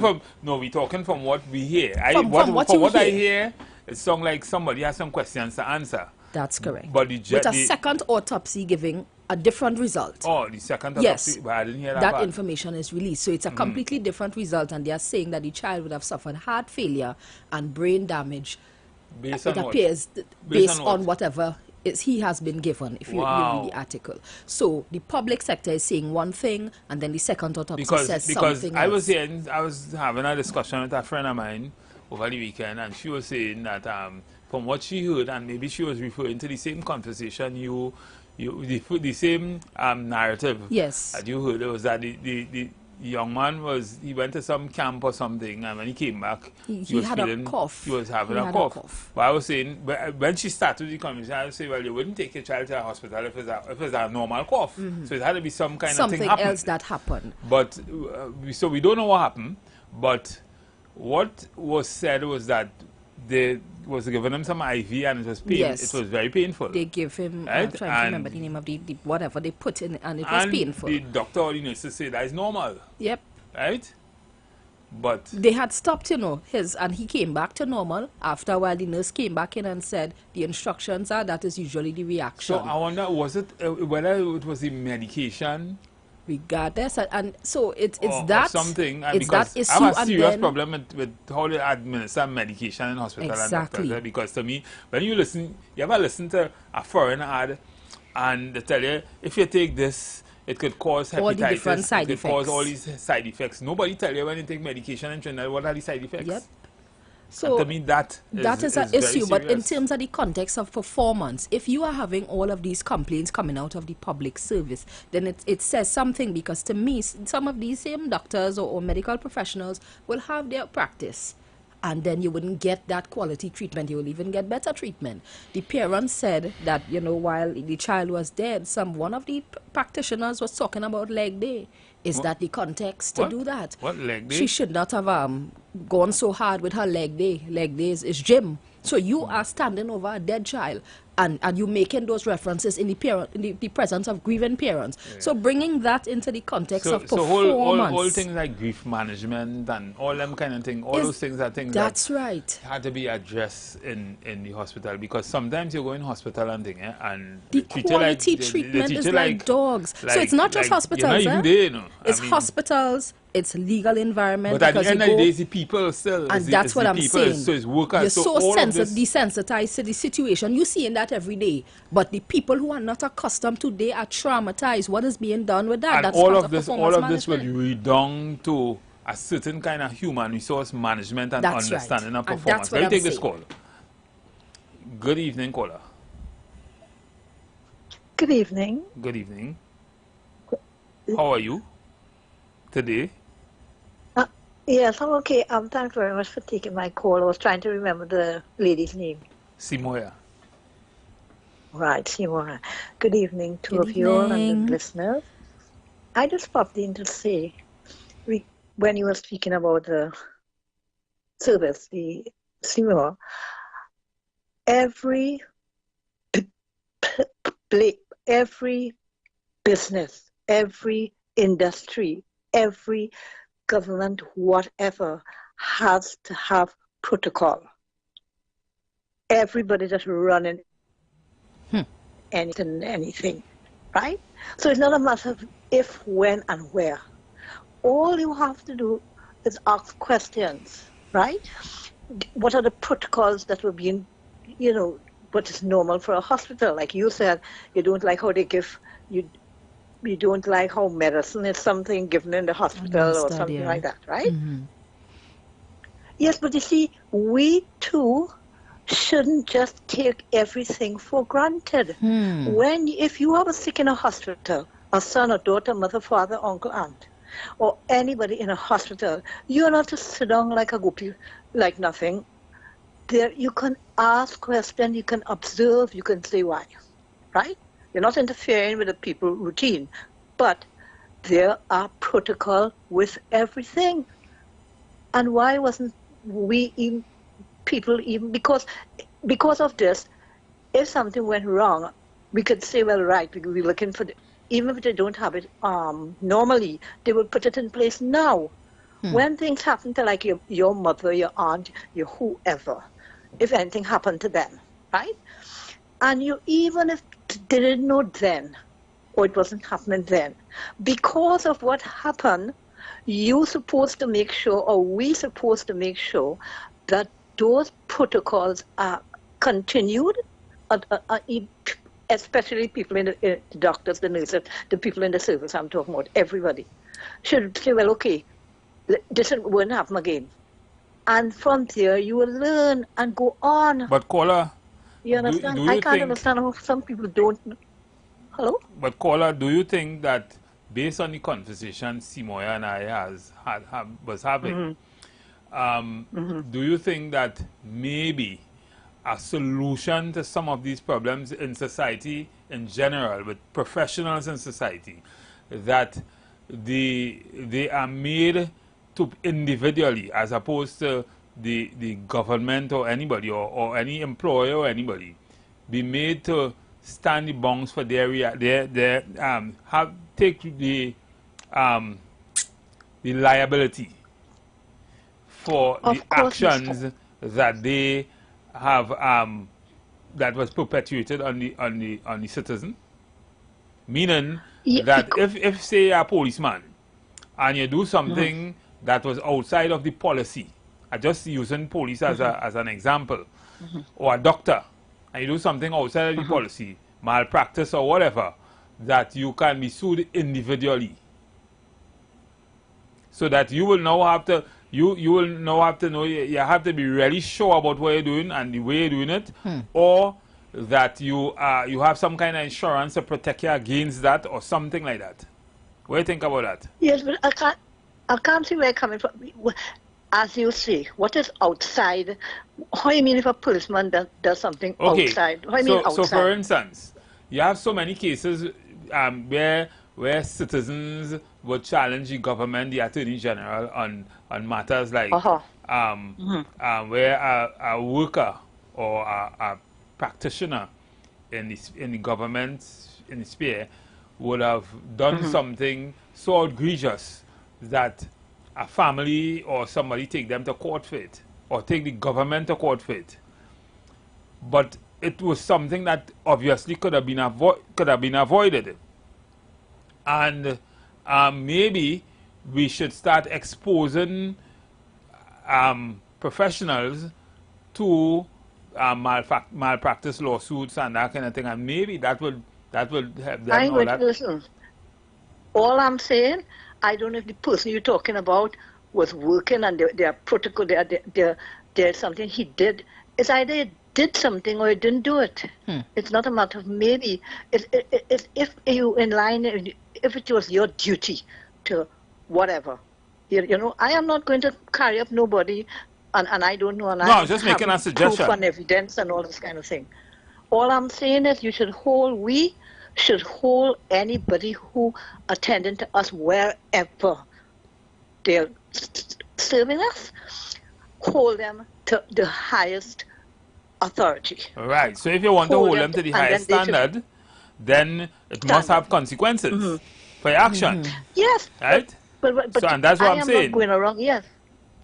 But you see, the kind of way you're saying it is like if and maybe and what they could do. If you come and tell me a man through this and it's against protocol or whatever, of course he has to pay or whatever.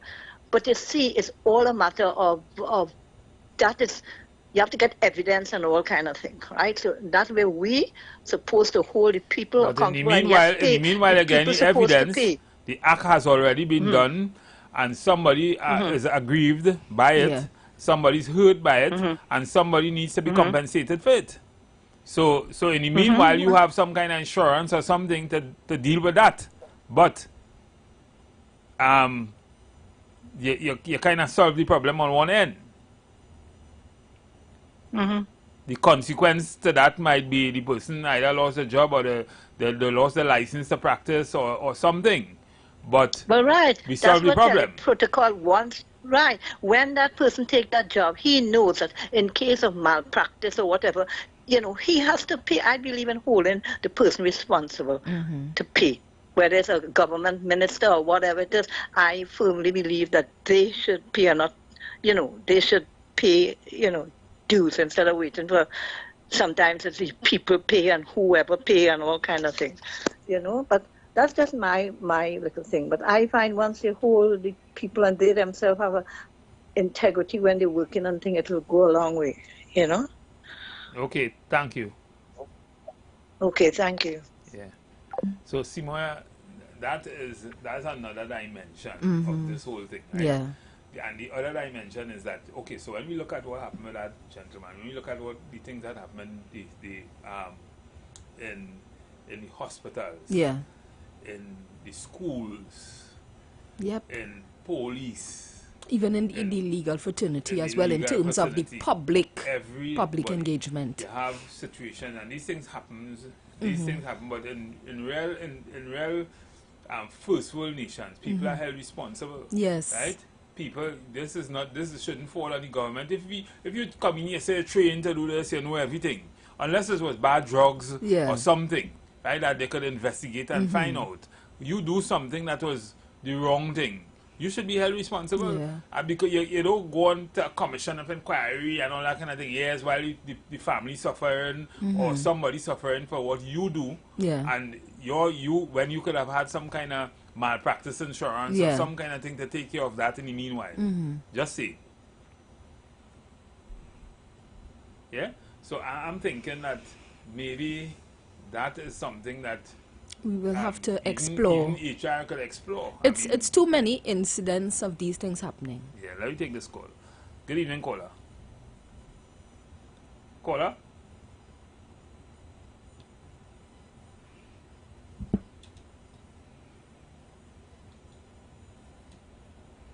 Good evening, caller.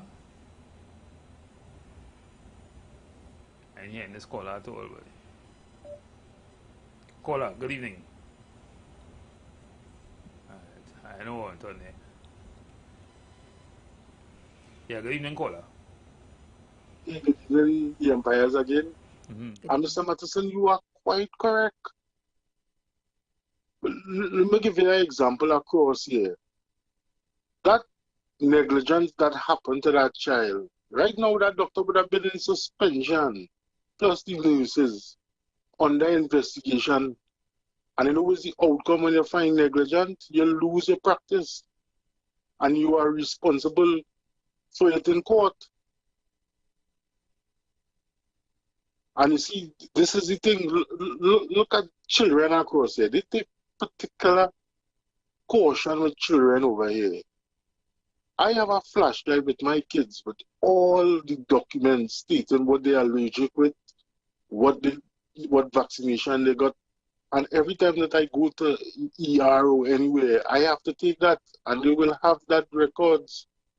And anybody get to do anything that what is on that flash drive, and you give them, they're responsible. They will lose their practice. And you see, this is the problem in Trinidad. No, the big man is not held accountable. The small man always pays. They always look for an scapegoat. And this is shocking. We had an incident last year in NICU with the children, and now we have this incident here. You see, when you treating a child, the child's supposed to be on observation, you know. You can't treat a child for coming for emergency and do have them on observation, you know, and just leave them and go your way, you know. It don't work so. Because it's the whole hospital responsible for what's going on there. And this is the problem. You see, this case will come and go, but the doctor will continue doing his practice. The nurse might feel the burn diet, and they might get rid of the nurse. And this is the problem. You see, as you say, Mr. Matheson, I feel Trinidad is in reverse, you know. And I don't believe Trinidad knows really good governance, you know, because they won't give UNC 10, 15, 20 years, you know. And that's what they need to do. They need to give UNC at least 20 years, and then they will know it's good governance. Well, caller, you know, I can't speak to that. The thing is, no, I know, but what we need in Trinidad and Tobago is accountability. Yeah, accountability. Right? Yeah, accountability. I really appreciate the Prime Minister intervening in terms of launching that part of the investigation as well. But we need accountability, and the thing is, unless we find a system to make people to hold people account for things like these things, and because these things happen a long time in Okola. These things, you know how long I hear about these kind of things. I myself privy to a situation, as a matter of fact, very close and intimate situation in the hospital, and I find it to be reprehensible. And I know certain kind of actions will be taken, but these things happen too often. But when you go in the hospital and you see what's happening, You wonder, terrible. you know, it's really terrible. I don't know if it's a human resource problem. They don't have enough people to attend to people. I don't know what. But if you're saying you have a service, and the service is what it is, then you should be interested in making sure that service is dispensed off in the right way. Anyway, it should be dispensed off, and people get the right kind of treatment. People, you have the people right accountability when they give people drugs. You know what the right drugs is. You know, sometimes you're treating people for 3 different things, but they're allergic to some. They're taking drugs that destroying a part of the system, an organ. All these things nobody knows because nobody is told. Sometimes you get drugs and you have to Google it. When you Google it and you see what are the side effects, you want to stop taking it. I'm wondering if you should take it. Yeah, true. And before I leave, this is why this children hospital need to kick off the ground.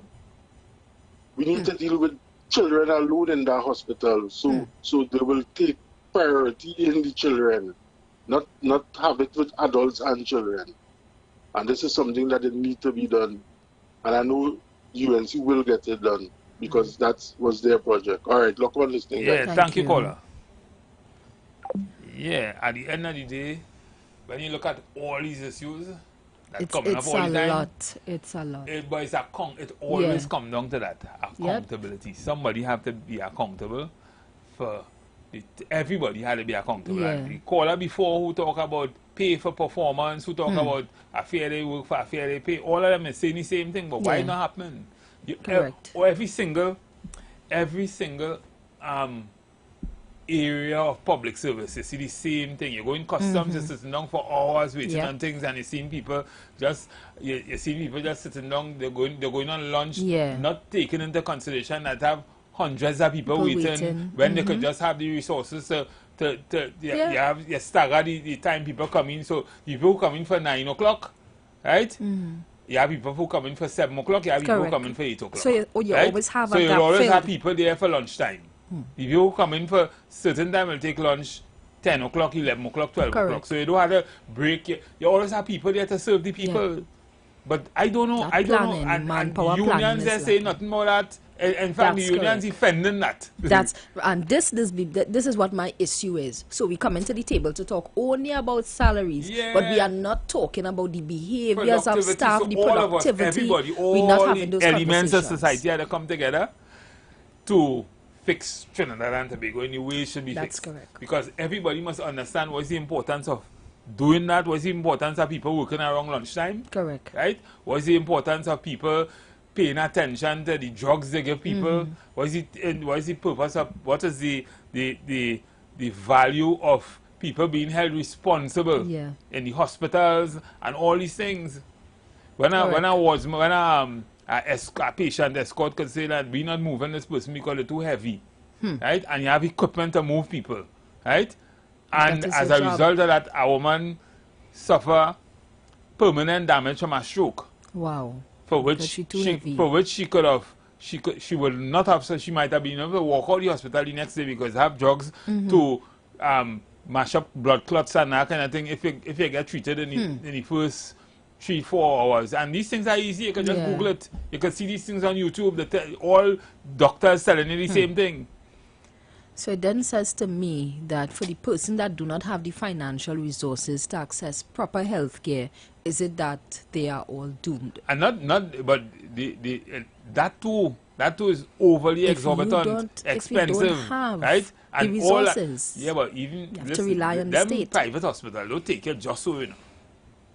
There is money, you know, real money, you know, money. So they want the insurance money plus your money, you know. Correct. That's how dangerous they are. But there are people who have the resources and they'll go and get better service, quicker service, while the people that don't. And the funny thing is, the people who in them hospitals, the same people who in the private and that's the public point hospitals. The private hospitals demand quality. They demand the service because they're getting pay for performance. You're paying for your service. But then, so what happens to the regular man on the street that doesn't have that ability? So probably at the end of the day, you and I could easily say it's a human resource management problem. 100%. 100%. Human resource management problem. That's correct. It's issues of staffing for me in terms of for the employee how you hire side. people.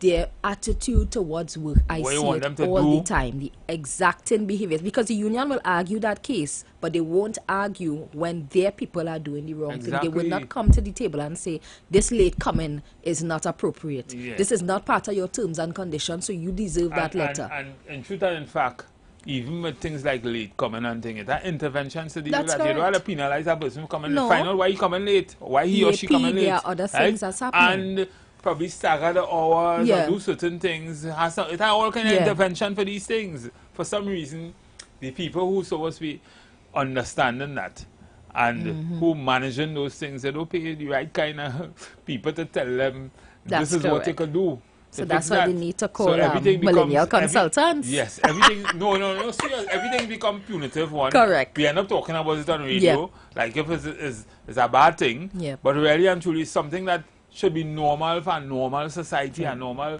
government system, a normal system to operate, to fix. Correct. These things should be. We should be talking about these things at this point in time after the fact when something happened. Let me take this caller. Good evening, caller. Hey, God bless you, my brother and my sister. What you are saying is so right. You see, when we tolerate something, that means we are accepting it. And the government will make no move because we are accepting these things. And people believe that a government, a party, come to help the country. We is the government. We have to help the country, not people who are in power. Because people who are in power now, at the end of the day, to sue a doctor, whoever, and he lost it in malpractice, whoever, who had to pay? The government had to pay for the injury. So a government will start. And you could easily transfer that on insurance. All right. You understand? So these are the things people feel like a government, we leave a government there for 10 years and 20 years. No. We live the same way day by day, the same thing will be going on, we'll be going backward. Is we, as you say, have to start and put policies in place. You understand? And because if we don't do that, it comes as though we accepting oppression. You understand? So my friend, what you're saying is so true, so you all have a good day. Thank you, caller. Yeah, and we are going to be closing up, winding up the program now, but this evening we will have dealt with a number of things. And what I would like us to deal with in the future with the other batsmen in the wicket is some of the issues that ends up hurting the public more than in terms of finance and lawsuits and that kind of thing. That shouldn't be. Ladies and gentlemen, we have to leave here now.